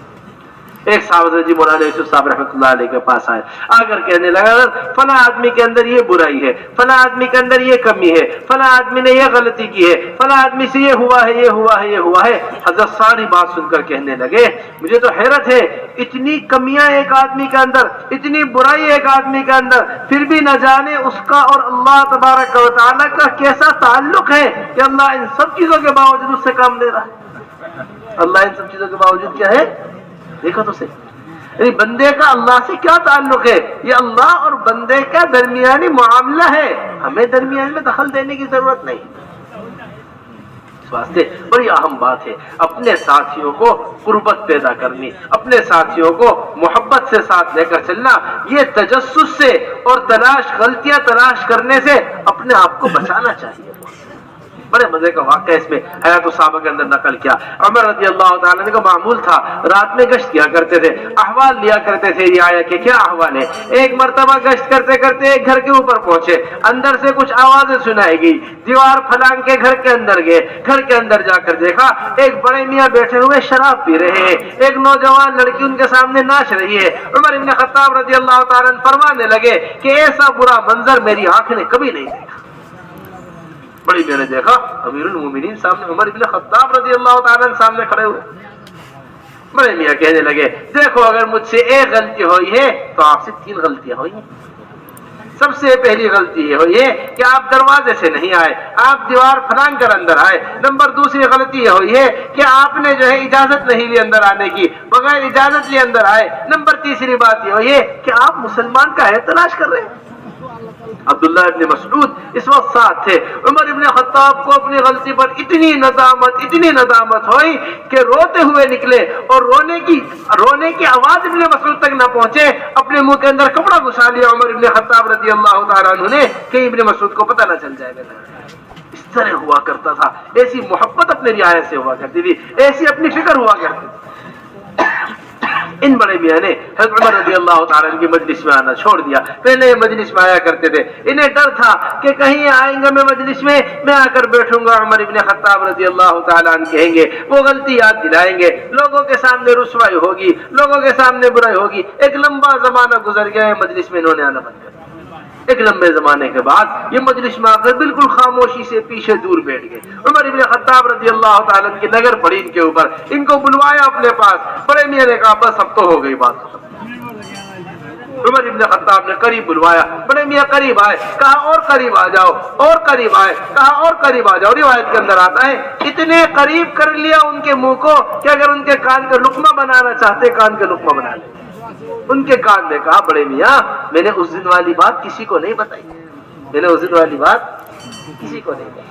बड़े मियाँ ने कहा अमीरुल मोमिनीन अपना कान करीब कीजिए। अमीरुल मोमिनीन ने कान करीब किया। बड़े मियाँ ने कहा अमीरुल मोमिनीन उसके बाद से मैंने आज तक शराब नहीं पी, उसके बाद से आज तक हम बाजारों में शोर करते हैं, गलतियों को फैलाते हैं, और सबसे बड़ी मुसीबत तो आज का ये मोबाइल बना हुआ है। ये तो सबसे ज्यादा यानी परेशानी का सबब, एक बात हो या ना हो ऐसी उसे आम कर दी जाती है कि सारी दुनिया को खबर हो जाए कि फला हुआ है फला नहीं हुआ। इस वास्ते मेरे मोहतरम दोस्तों अपने साथियों की गलतियों को छुपाना और अपने साथियों से उल्फत और मोहब्बत पैदा करके अल्लाह जल्ल जलालहु अम्मा नवालू से रातों को उठकर अपने साथियों के वास्ते दुआएं मांगना।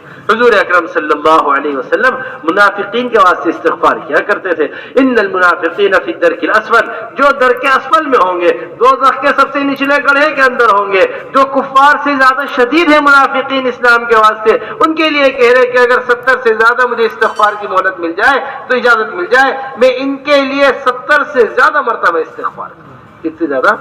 70 से। तो ये सिफात हमारे अंदर पैदा होनी चाहिए। मेरे दोस्तों मेरे बुजुर्गों বলে যে হাসেদ যে হবে, হিংসুক যে হবে, বিদ্বেষ পোষণকারী, বলে তাকে দিয়ে তো কাম হবে না, তার নিজের আমল পিছনটাও ধ্বংস হবে আর সামনেও সে মাহরুম হয়ে যাবে। আর এই হাসেদ এই হাসাদ আমার না হয় এর জন্য এর প্রতিকার কি, এর চিকিৎসাটা কি, এর ঔষধ কি? বলে এর ঔষধ হলো রাত্রে উঠে দোয়া করা। যার প্রতি আমার একটু বিদ্বেষ আসতেছে, যার প্রতি আমার হাসাদ পয়দা হচ্ছে, বলে তার নাম নিয়ে নিয়ে রাতে উঠে দোয়া করা বড় বিশাল বড় একটা এলাজ, এটা অনেক বড় একটা চিকিৎসা। আমরা দোয়া করবো তো ইনশাআল্লাহ, কি বলেন? এই জন্য আমার তার প্রতি একটু কেমন যেন লাগতেছে, ভালো লাগতেছে না, হিংসা লাগতেছে, বলে তার নাম নিয়ে রাত্রে উঠে তার নাম নিয়ে নিয়ে দোয়া করতে থাকা। বলে আসাদ ইবনে জারার রাদিয়াল্লাহু তাআলা আনহু বলে যে এরকম ভাবে ওনার ব্যাপারে বর্ণনায় আসছে যে রাতের বেলায় উনি উঠে তাহাজ্জুদ পড়ে একজনের নাম নিয়ে নিয়ে উনি দোয়া করতেন, নাম নিয়ে নিয়ে উনি দোয়া করতেন যে এরকম ভাবে আল্লাহ তাকে তুমি ক্ষমা করো, তাকে তুমি মাফ করো, তার প্রতি আমার ভালোবাসা সৃষ্টি করে দাও। এই জন্য মেরে দোস্ত হাসাদ এই কঠিন থেকে কঠিন এই যে একটা রোগ, যখন অন্ধ হয়ে গেলেন তার জন্য দোয়া করতেছিলেন, একজন বলছি ভাই, তো এই জন্য তার জন্য দোয়া করতেছিলেন। তো এই জন্য যে দোয়া করা, দোয়া হলো হাসাদ দূরকরণের সব থেকে বড় একটা মাধ্যম। হাসাদ দূরকরণের বড় মাধ্যম হলো ওই ব্যক্তির জন্য তার পিঠ পিছে তার গায়ে বেনা রাতে উঠে তার জন্য এরকম দোয়া করতে থাকা। যখন রাতে উঠে দোয়া করবে তখন হাসাদ তার দিল থেকে দূর হয়ে যাবে। হযরত এই কথা বলেন কাম করনেওয়ালা আরো 3 প্রকার আছে। আমরা যারা কামের মধ্যে লেগে আছি বলে যে এরকম ভাবে 3 ধরনের লোক তারা। 1 নম্বর হলো তালিব, যার মধ্যে তলব আছে, আগ্রহ আছে, পিপাসা আছে। 2 নম্বর হলো কানাত করনেওয়ালা, অল্প তুষ্টি, যে ভাই বহুত করছি, বহুত হয়েছে, বহুত লাগাইছি, এই কানাত করনেওয়ালা তুষ্টু, সে সন্তুষ্ট হয়ে গেছে অল্প একটু করেই। আর এক হলো নাকেদ, অর্থাৎ করে তো করেই না, আবার বলকে অন্যের শুধু কি করে দোষ ত্রুটি খুঁড়ে খুঁড়ে বের করে, অন্যের থেকে এরকম খুঁড়ে খুঁড়ে দোষ ত্রুটি যা আছে তার মধ্যে ওইটা খুঁড়ে খুঁড়ে বের করে নক করে, অর্থাৎ তার ভিতর থেকে তানকিদ করে, ভিতর থেকে দোষ ত্রুটি খুঁড়ে খুঁড়ে বের করে। বলে যে এই হলো 3 তরফ আছে। বলে এক প্রকারের মানুষ তারাই কাজে উন্নতি করতে থাকবে, কাজে তারাই আগে বাড়তে থাকবে, সেগুলো যারা তালিব হবে।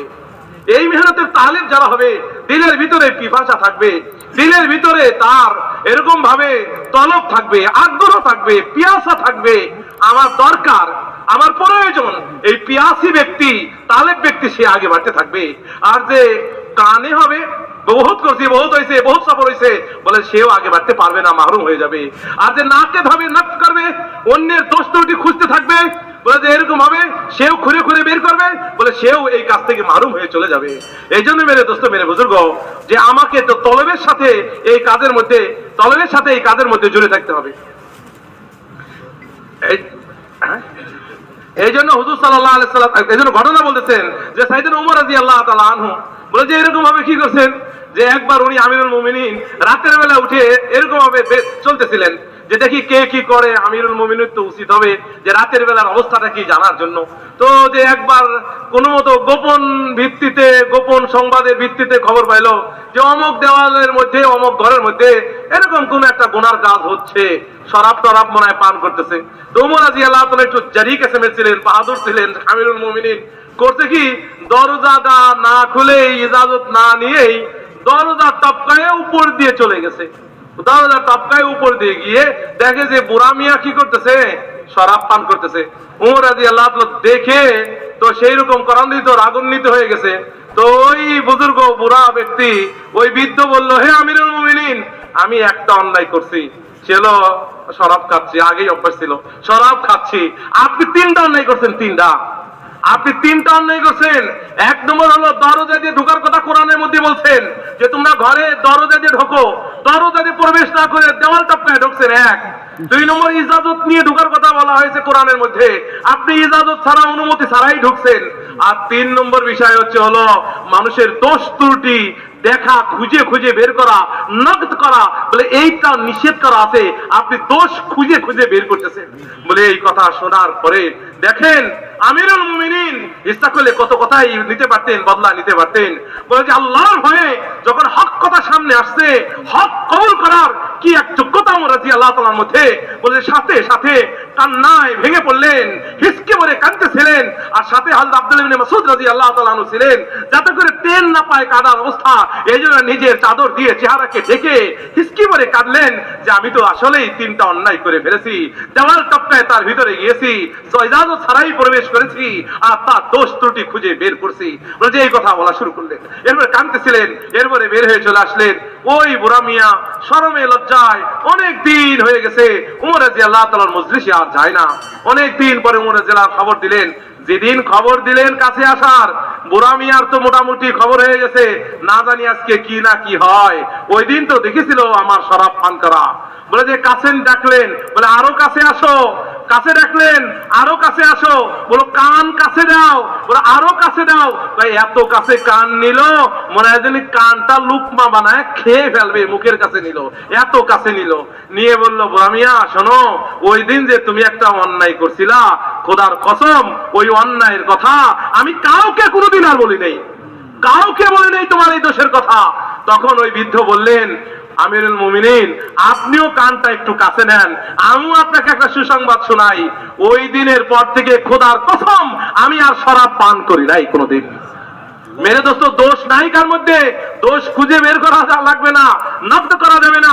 একবার এক এলাকার লোক এসে বলল যে হুজুর আপনি আমার যাদের আমির বানাইছেন, যার লোক জিম্মাদার, তার মধ্যে এই দোষ, এই দোষ, এই দোষ, এই দেশ, সাইরে দোষ বয়ান করছে যে কত কিসমের দোষ তার মধ্যে আছে। হযরত কি উত্তর দিলেন? হযরত বলেন, মাশাআল্লাহ মাশাআল্লাহ, এত দোষ? কয় হয় এত দোষ, এত দোষ। কয় এত দোষী মানুষ? কয় এত দোষ। কয় তাও দেখো আল্লাহ কত মেহেরবান, এত দোষ, এত দোষ ত্রুটি তার মধ্যে থাকা সত্ত্বেও আল্লাহ তাকে দিয়ে নবী আল্লাহ কত বড় কাম নিয়ে নিচ্ছে। এইটাই হলো বোঝার কথা, যে দোষ থাকবে তার ভিতর দিয়েও আল্লাহ পাক তার দিয়ে কত বড় কাম নিয়ে নিচ্ছে, কত বড় নবী আল্লাহ কাম নিয়ে নিচ্ছে। এই জন্য মেরে ভাই দোস্ত বুজুর্গ, সাথীদের দোষ দেখা যাবে না, পিঠ পিছিয়ে দোয়া করতে হবে। হাসাদ দূর করণের সব থেকে বড় উপায় হলো যে কুরাইশদের জন্য দোয়া করতেছে যে আল্লাহ আপনি কুরাইশদেরকে হেদায়েত দেন। রাতের বেলায় উনি আমল বলে তাহাজ্জুদের আগে, তাহাজ্জুদ নামাজ পড়ে আজানের আগে ওই সাহাবী কুরাইশদের হেদায়েতের জন্য দোয়া করতেছে। এই জন্য আজকে তো আমাদের অবস্থা হলো এরকম জামানায় পৌঁছেছি, ওই যে একটা চিজ পয়দা হয়েছে না, একটা জিনিস আছে না আমাদের সবার কাছে, যে কোনো মতো একটা দোষ পাইলে বারে ইথারে ইথারে, বাতাসে বাতাসে পুরা দুনিয়ার মধ্যে দোষটা ছাড়াই যাচ্ছে। ওই জিনিসটা, ওই চিজটা আমাদের কাছে আছেই। এই জন্য দোষ ছাড়া नहीं है। किसी को भी डांट दिया, किसी को भी डपट दिया, किसी को भी मशवरे में कुछ कह दिया, किसी को भी काम में बुरा भला कह दिया। हमारी जुबान ऐसी चलती है जैसा कि कोई भी किसी भी चीज को काटती हुई चली जाए। ये हजरत मुआज इब्न जबल रज़ियल्लाहु ताला अन्हु से फरमाया, इस तरह दराती काटती है, इस तरह क्या काट देती है? जुबान काट देती है। इसको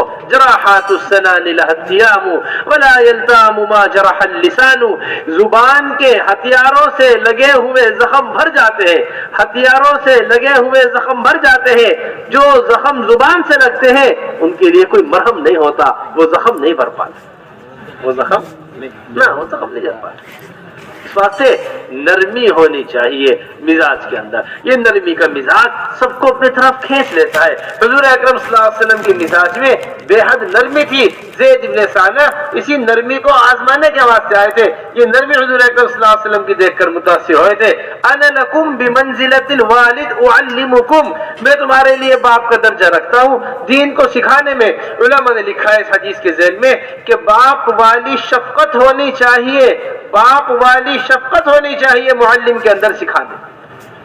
ये नहीं किसी को भी डांट दे, किसी को भी झपट दे, किसी को भी कुछ कर दे। ये उसलूब तालीम, ये तरीका तालीम, ये मिजाज पुरानों का नाय को साथ लेकर चलने में होना चाहिए। नाय लोगों की तरफ से पुरतकलीफें आती हैं, पुरानों को उन तकालीफ पर बर्दाश्त करना चाहिए। ये नरमी का मिजाज हो मुस्तकिल तौर। हुजूर अकरम सल्लल्लाहु अलैहि वसल्लम की मस्जिद में एक देहाती आया। देहाती ने आकर खड़े खड़े मस्जिद के अंदर पेशाब कर दिया। ये वो मुबारक मस्जिद है जिसके बारे में आता है मा बैन बैती व मिंबरी रौदतुम मिन रियादिल जन्नह, मेरी जन्नत की क्यारियों में से, मेरा घर और मिंबर के दरमियान का हिस्सा जन्नत की क्यारियों में से एक क्यारी है। मुल्ला अली कारी ने मिरकात के अंदर नकल किए हैं बहुत से अक़वाल, उसमें एक कौल ये भी नकल किया है कि ये हिस्सा इसी तरह उठकर जन्नत के अंदर चला जाए। ये जन्नत का मुबारक हिस्सा है। लोग खड़े खड़े पेशाब कर दिया देहाती। लोग दौड़े पेशाब से रोकने के वास्ते। अल्लाह के रसूल ने फरमाया नहीं, छोड़ दो इसे, इत्मीनान के साथ इसे पेशाब करने दो। उसने इत्मीनान के साथ पेशाब किया।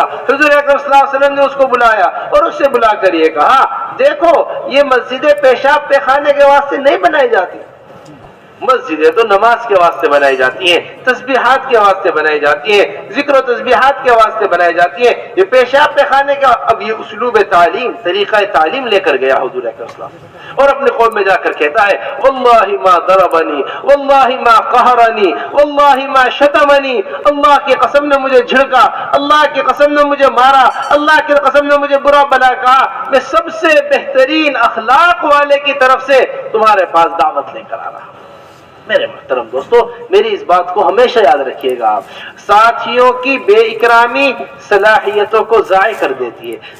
साथियों का इकराम वो दुश्मनों को भी दावत के काम पर मजबूर कर देता है, दीन की मदद करने पर मजबूर कर देता है। बेइकरामी अपनों को ज़ाय कर देती है और इकराम गैरों को भी अपना बना लेता है। और गैरों को भी क्या बना लेता है? इस कौम का फिरौन, हर कौम का एक फिरौन है। इस कौम का फिरौन अबू जहल है। ऐसा जालिम और बुरा आदमी कि कोई मौका नहीं छोड़ा हुजूर अकरम सल्लल्लाहु अलैहि वसल्लम को तकलीफ पहुंचाने का। इनके बेटे इक्रिमा इब्न अबी जहल आए। जिस वक्त इक्रिमा इब्न अबी जहल आए, हुजूर अकरम सल्लल्लाहु अलैहि वसल्लम ने फरमाया साथियों से, सहाबा से, देखो इक्रिमा आ रहे हैं, इक्रिमा के सामने इसके बाप को बुरा मत कहना। हम तो इंतजार में बैठे रहते हैं, फला साहब आएंगे, उन्हें उनके सुनाएंगे उन्होंने क्या किया था, फला वापस आ जाए, हम बताएंगे उसने क्या क्या नुकसान दीन को पहुंचाया है, फला हमारी बात सुना जाए, हम देखते हैं इसे कैसे। ये हमारे अल्फाज होते हैं। नहीं, अल्लाह के रसूल सल्लल्लाहु अलैहि वसल्लम फरमा रहे, देखो इक्रिमा आ रहे हैं, इक्रिमा के सामने उसके बाप को बुरा मत कहना। मुर्दों तक बात पहुंचती नहीं है, जिंदों को तकलीफ होती है। मुर्दों तक बात नहीं पहुंचती और जिंदों को क्या होती है? तकलीफ होती है।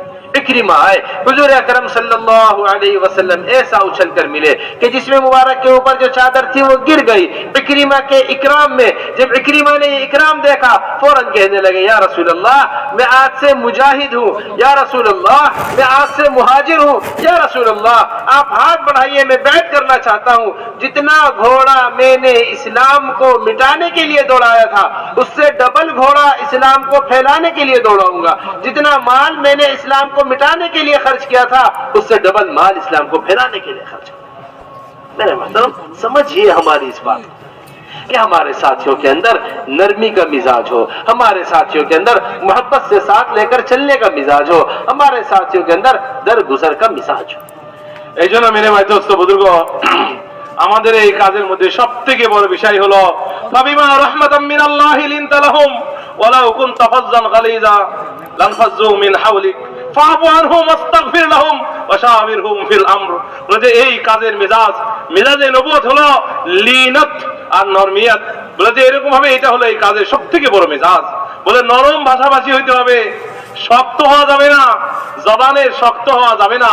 যত বেশি নরমিয়তের সাথে, যত বেশি মিঠা মিঠা কথা বলে, যত বেশি এরকম পেয়ারা পেয়ারা কথা বলবো সাথী তত বেশি আমাদের সাথে জড়তে থাকবে। আল্লাহ নবী সাল্লাল্লাহু আলাইহি ওয়াসাল্লামকে যে এই আয়াত শোনানো হচ্ছে, এটা কোনো এই কথার আসলেই যদি আমরা এরকম ভাবে এই কথা এই আয়াতে শানে নজুল শানে ওরুদ সম্বন্ধে জানি, তো বড় বিষয় যে উহুদের ময়দানে রাসূলুল্লাহ সাল্লাল্লাহু আলাইহি ওয়াসাল্লামকে কি পরিমাণ কষ্ট ঝেলতে হয়েছিল। ওই অবস্থার ভিতর দিয়ে রাসূল সাল্লাল্লাহু আলাইহি ওয়াসাল্লামের চারোটা দাঁত ভেঙে গেল, আর মাথার মধ্যে কিল ঢুকে গেল। রাসূল সাল্লাল্লাহু আলাইহি ওয়াসাল্লাম বড় পেরেশান অবস্থায় ছিলেন। সাথীরা আস্তে আস্তে এদিক সেদিক চলে গেল। সে উহুদের কঠিন মুহূর্তের মধ্যে হুজুর আকরাম সাল্লাল্লাহু আলাইহি ওয়াসাল্লাম একটু মনক্ষুণ্ণ হতে যাচ্ছিলেন। সাথেই আল্লাহ জাল্লা শানু কোরআনে কারিমের আয়াত নাযিল করলেন, ফাবিমা রাহমাতাম মিনাল্লাহি লিনতা লাহুম, যে আল্লাহ পাকের কত বড় রহমত আপনার উপরে, যে আল্লাহ পাক আপনার জবানকে মিঠা জবান বানাইছেন। এই জন্য এই কাজের জন্য সবথেকে বড় বিষয় হলো সেটা হলো নরম জবান আর মিষ্টি জবান।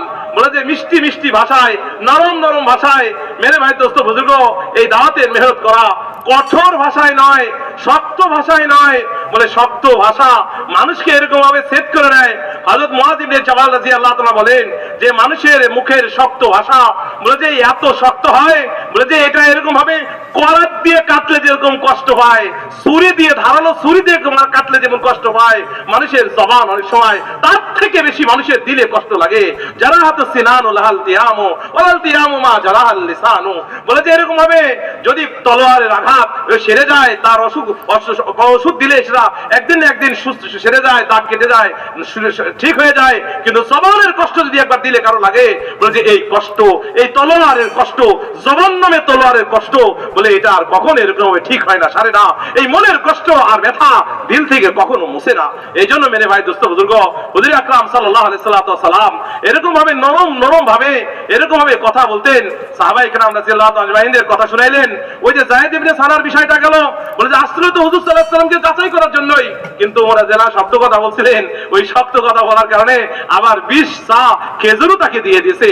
তো নবী সাল্লাল্লাহু আলাইহি ওয়াসাল্লাম দুনিয়াতে আসছেন রহমতের নবী, নরম নিয়ে, লিনাত নিয়ে, বড় নরম নরম ভাষা নিয়ে এরকম ভাবে দাওয়াত ও তাবলীগের মেহনত করেছেন। এই জন্য মেজাজে নবুয়ত আর সিফাতে নবুয়ত হলো এটা দোস্ত, সেটা নরমিয়াতের সাথে চলা।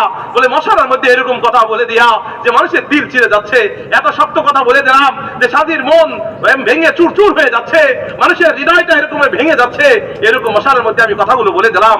ভাই দোস্ত বুজুর্গ, বলে যে এটা এরকম নবীওয়ালা মেজাজ না, নবীওয়ালা সিফাত এরকম না। নবীওয়ালা মেজাজ আর সিফাত হলো সাথীদেরকে নরম নরম কথা বলে বলে সাথীদেরকে এরকম ভাবে জোড়ায় রাখা।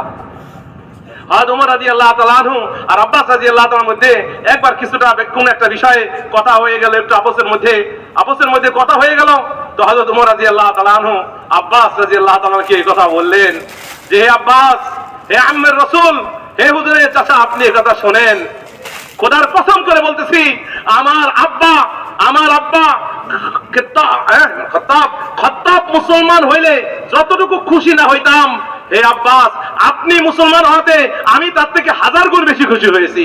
কারণ আপনার ইসলাম গ্রহণে নবী মুহাম্মদ সাল্লাল্লাহু আলাইহি ওয়াসাল্লাম খুশি হয়েছেন। তো হুজুর সাল্লাল্লাহু আলাইহি ওয়াসাল্লামের খুশি আমার খুশি, রাসূলের খুশি এটাই হলো আমার খুশি। একদিন হযরত ওমর রাদিয়াল্লাহু তাআলা আসলেন, এসে ফাতেমা রাদিয়াল্লাহু তাআলা আনহাকে এই কথা বললেন যে আমি এই জমিনের উপরে সবথেকে বেশি ভালো আপনাকে ভালোবাসি, আপনাকে সবথেকে ভালোবাসি। এই জমিনের উপরে যত লোক আছে, মানুষ আছে, তার মধ্যে আমি আপনাকে সবথেকে বেশি ভালোবাসি। কারণ নবী মুহাম্মদ সাল্লাল্লাহু আলাইহি ওয়াসাল্লাম আপনাকে সবথেকে বেশি ভালোবাসছে, বিধায় আমি আপনাকে সবথেকে বেশি ভালোবাসি। এই জন্য মেরে ভাই দোস্ত বুজুর্গ, এই জন্য হুজুর আকরাম সাল্লাল্লাহু আলাইহি ওয়াসাল্লামের কে আল্লাহ পাক বানাইছেন নরম মেজাজ দিয়ে। বলে যে হাদিসে পাকের মধ্যে আসছে, এক আরবি ব্যক্তি আসলো, এক অনারব দিহাতি বেদুইন আসলো। বেদুইন মানুষ গাঁও গ্রামে থাকে, দিহাতে জঙ্গলে থাকে, মা এসে কি আর বুঝবে, এসে হুজুর সাল্লাল্লাহু আলাইহি ওয়াসাল্লামের মসজিদ, আর মসজিদ কোনো যাইতেই জায়গা না। রাসূলুল্লাহ সাল্লাল্লাহু আলাইহি ওয়াসাল্লাম বলেন, মা বাইনা বাইতি ওয়া মিম্বরি রাউযাতুম মিন রিয়াজিল জান্নাহ। বলে এই হাদিসের ব্যাখ্যাতে মোল্লা আলী কারি রহমতুল্লাহ আলাইহি একটা কল এরকম নকল করেছেন। আসলেই হুজুর সাল্লাল্লাহু আলাইহি ওয়াসাল্লামের ঘর আর হুজুর সাল্লাল্লাহু আলাইহি ওয়াসাল্লামের মেম্বারের মাঝখানে রাউযাতুম মিন রিয়াজিল জান্নাহ যে বলেছেন, এটা আসলেই জান্নাতের টুকরা। ওই জায়গাটা আল্লাহ পাক জান্নাত থেকে এনে ওই জায়গায় বসায় দিয়েছে। সুবহানাল্লাহ। বলে এইরকম পুত পবিত্র জায়গায় আসছে কে? বলে যে এক গ্রাম্য ব্যক্তি, এক বেদুইন ব্যক্তি গাঁও গ্রাম থেকে আসছে, আর এসে ওই জায়গার মধ্যে দাঁড়ায় পেশাব করা শুরু করছে। অথচ জায়গাটা কত মূল্যবান জায়গা, বেহেশতের জায়গা, জান্নাত জান্নাতি জায়গা। রাসূল নিজে বলতেছেন মা বাইনা বাইতি ওয়া মিনবারি রাউযাতুম মিন রিয়াজিল জান্নাহ, বলে এইরকম জায়গার মধ্যে এসে দেহাতি পেশাব করা শুরু করে দিয়েছে। তো হুজুর সাল্লাল্লাহু আলাইহি ওয়াসাল্লাম কিছুই বললেন না। কেউই কিছু বলতে চাইলো, নবী বললেন আস্তে থামো, ওরে কিচ্ছু কইতে দিও না, ও শান্তি মতো পেশাব করে নিক। ও এরকম পেশাব করছে। পেশাব করার পরে রাসূলুল্লাহ সাল্লাল্লাহু আলাইহি ওয়াসাল্লাম তাকে বললেন দেখো এটা আল্লাহর ঘর মসজিদ, এটা রুকু করার জায়গা, এটা সেজদা করার জায়গা, এটা আল্লাহর জিকির করার জায়গা, কোরআন পড়ার জায়গা, এটা কোনো পেশাব করার জায়গা এটা না। এই কথা হুজুর সুন্দর করে নরমিয়াতের সাথে নরম ভাষায় ওই লোকটাকে বোঝাই দিলেন। ওই লোকটা মসজিদের বাইরে গিয়ে বলে ওয়াল্লাহি খোদার কসম মা সাতারানি ওমা শাতামানি ওমা জারামানি, আমাকে গালিগালাজ করে নাই, আমারে মারাও নাই, আমাকে ধমকও দেয় নাই। এই রকম লোক আমি জিন্দেগিতে আর কোথাও দেখি নাই। এই রকম ব্যবহারকারী আমি আর কাউকে দেখি নাই। সাথে সাথে কালেমা পড়ে ওই দেহাতি ব্যক্তি মুসলমান হয়ে গেল। এইজন্য হুজুর সাল্লাল্লাহু আলাইহি ওয়াসাল্লাম বলেন আনা লাকুম মিসলুল ওয়ালিদ ইউআল্লিমুকুম, হুজুর সাল্লাল্লাহু আলাইহি ওয়াসাল্লাম বলেন আমি তোমাদের বাবার সমতুল্য, আমি তোমাদের বাবার মতো। একজন বাবা তার সন্তানকে যেমন লালন পালন করে, তার তারবিয়ত করে, তাকে গড়ে উঠায়, তাকে আস্তে আস্তে বানায়, তার জীবনকে গড়ায়, হুজুর বলেন আমি তোমাদের বাবার মতো ইউআল্লিমুকুম, আমি তোমাদের দ্বীন ও শরীয়ত ও সুন্নতকে শিখাই।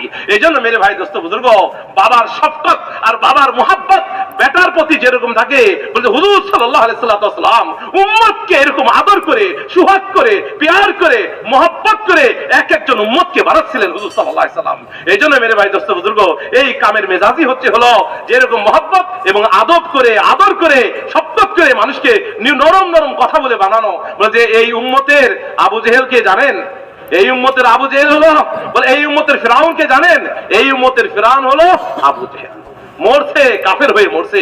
তো আবু জেহেলের ছেলে ইকরামা রাদিয়াল্লাহু তাআলা আনহু, বলেন রাদিয়াল্লাহু তাআলা আনহু, উনি এরকম হুজুর সাল্লাল্লাহু আলাইহি ওয়াসাল্লামের কাছে আসছে এক বয়সে, শেষ বয়সে, সারা জিন্দেগি হুজুরের মোকাবেলা করছে, বড় বড় জিহাদে রাসূল সাল্লাল্লাহু আলাইহি ওয়াসাল্লামের প্রতিদ্বন্দ্বী হয়েছে। ওই ইকরামা হুজুর সাল্লাল্লাহু আলাইহি ওয়াসাল্লামের কাছে আসছে।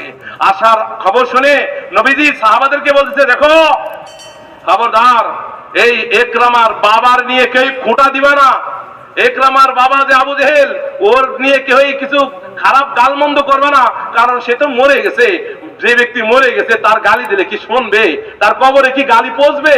বলকে তার কবরে তো গালি পৌঁছলো না, বলকে যে জীবিত আছে সে কষ্ট পাবে, সে কষ্ট পাবে। আল্লাহু আকবার। আমরাও নিয়ত করি কারো গালি দেবো না ইনশাআল্লাহ। এই জন্য মেরে দোস্ত বুজুর্গ বলে ইকরামা ইবনে আবি জাহেল বলে যে আবু জেহেলের গালি দিও না, ও তো মরে গেছে, মৃত্যু মানুষের গালি দিয়ে লাভটা কি? সে তো শুনবে না। আর তার ছেলে জীবিত আছে, জীবিত মানুষের তার বাবার নামের গালি দিলে কষ্ট পাবে, খোঁটা দিও না। আসার সাথেই নবীজি সাল্লাল্লাহু আলাইহি ওয়াসাল্লাম এমন একরাম করছে, দাঁড়ায় গেছে। এমনকি নবী সাল্লাল্লাহু আলাইহি ওয়াসাল্লামের গায়ে যে চাদর ছিল, বলে শরীরের চাদরটা পর্যন্ত পরে যেতে যাচ্ছে, হিস্সা হয়ে গেছে। আবু জেহেল ইকরামাকে ইস্তেকবাল করার জন্য নবীজি আগায় গিয়েছেন।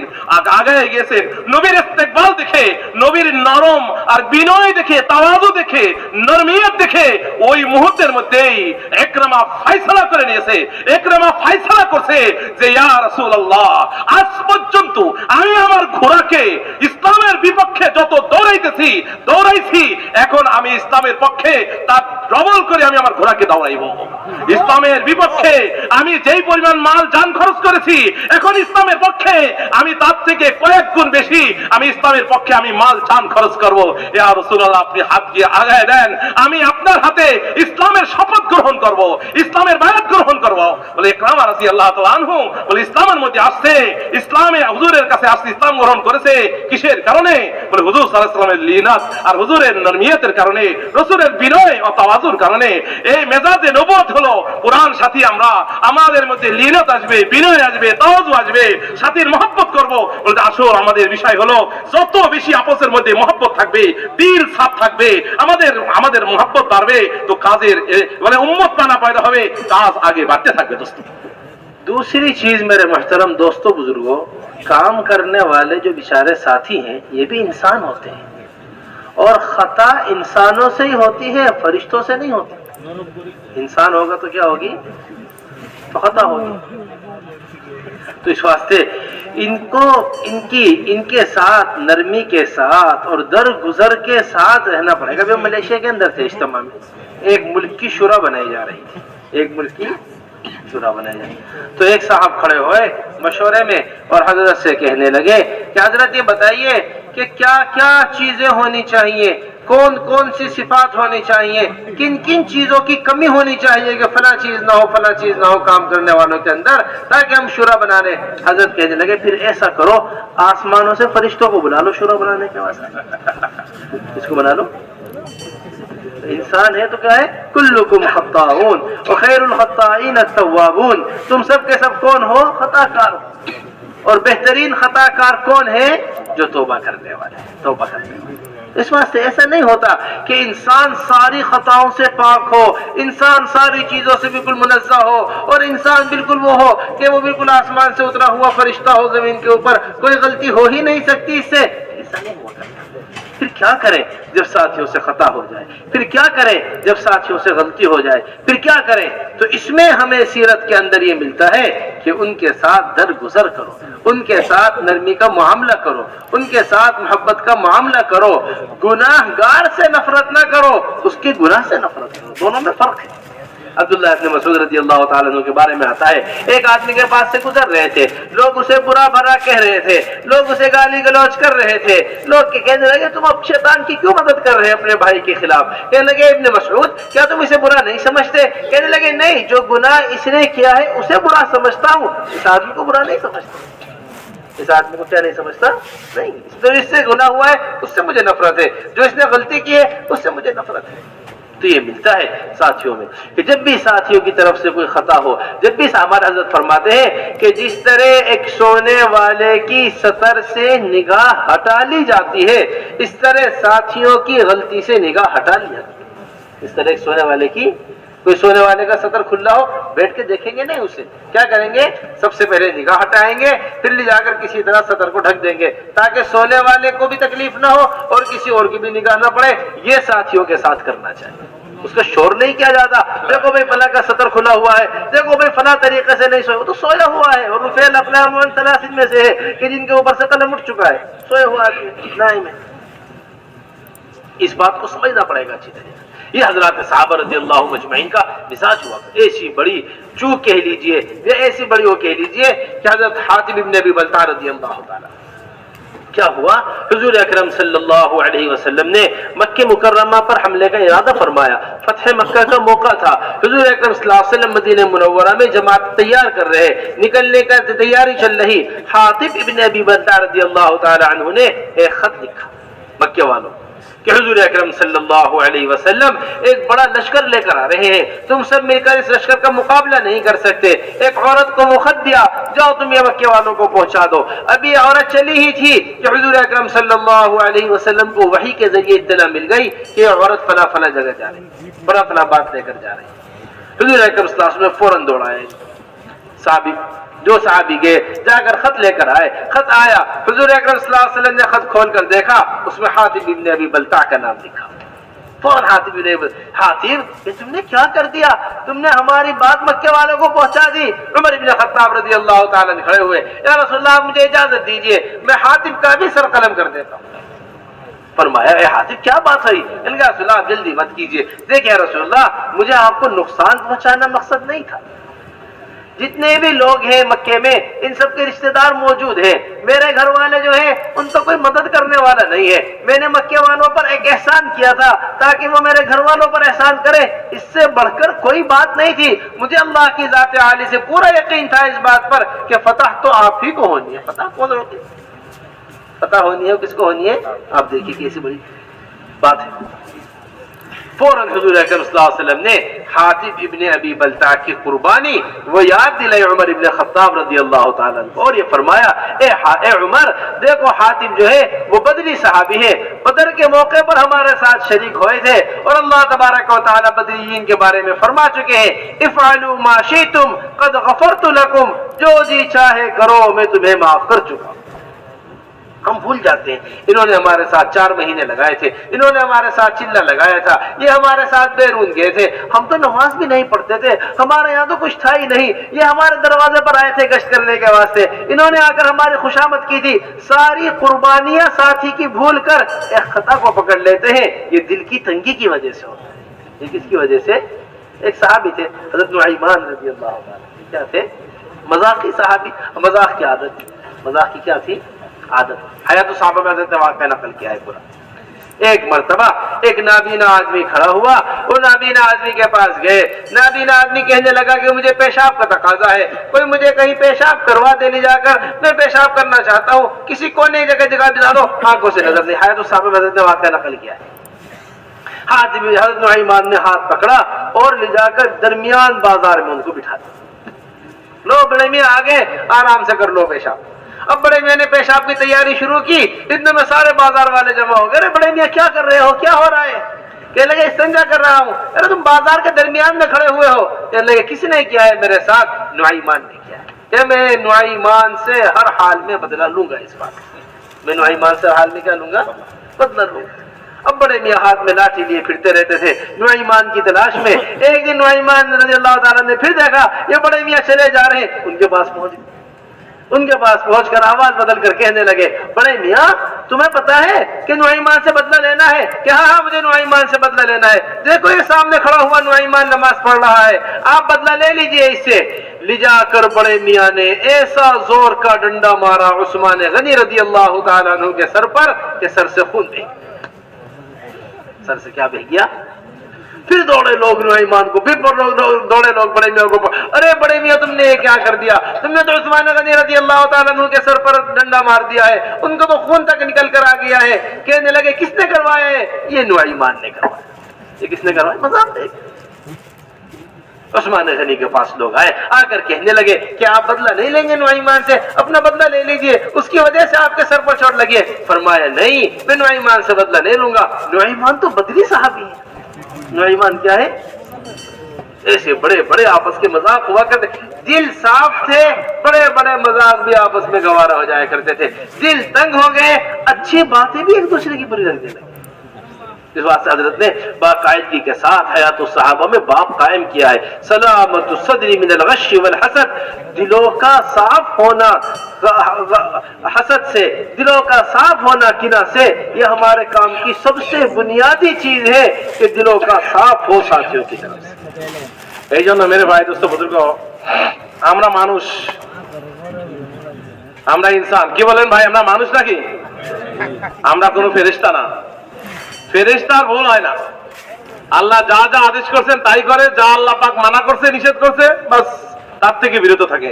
আমরা মানুষ, আর মানুষের ব্যাপারে আল্লাহ পাক বলছেন, আর রাসূল সাল্লাল্লাহু আলাইহি ওয়াসাল্লাম ইরশাদ করেন, কুল্লু বনি আদম খাত্তাউন.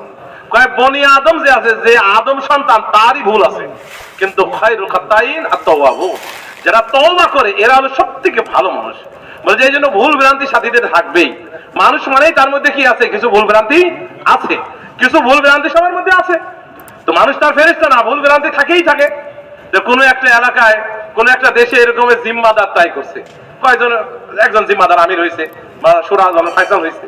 তো ওই সাধারণ লোক সাথী যারা এসে মানে একটু এসকালের সুরে বলতেছে হযরতের কাছে, হযরত জিম্মাদারের কি কি সিফাত হওয়া দরকার, কি কি গুণাবলী তার থাকা দরকার, আর কি কি দোষ না থাকা দরকার, এটা একটু বলে দেন. কারণ যারে জিম্মাদার বানাইছেন এর মধ্যে তো ভেজাল আছে, মানে কিছু দোষ আছে, কি কি না আছে. তো হযরত বলছেন তাহলে সেই রকম একজন যদি চাও তাহলে আসমান থেকে একজন ফেরেশতা নাযিল করে নিয়ে এসো, ওই তারে তোমাদের আমির বানায় দিস. অর্থাৎ জিম্মাদার যে হবে, সাথী যে হবে, সাথীর মধ্যে কি থাকবে? কিছু দোষ ত্রুটি থাকবে. দোষ থাকাটাই স্বাভাবিক. বলে দোষ না থাকাটা, বলে এটা তো ফেরেশতা, সে দোষ থাকবে. কিন্তু আমাদের কাজের সব থেকে বড় বিষয় যেটা, সেটা হলো দরগুজার করে দেয়া. আফউন মানে দরগুজার.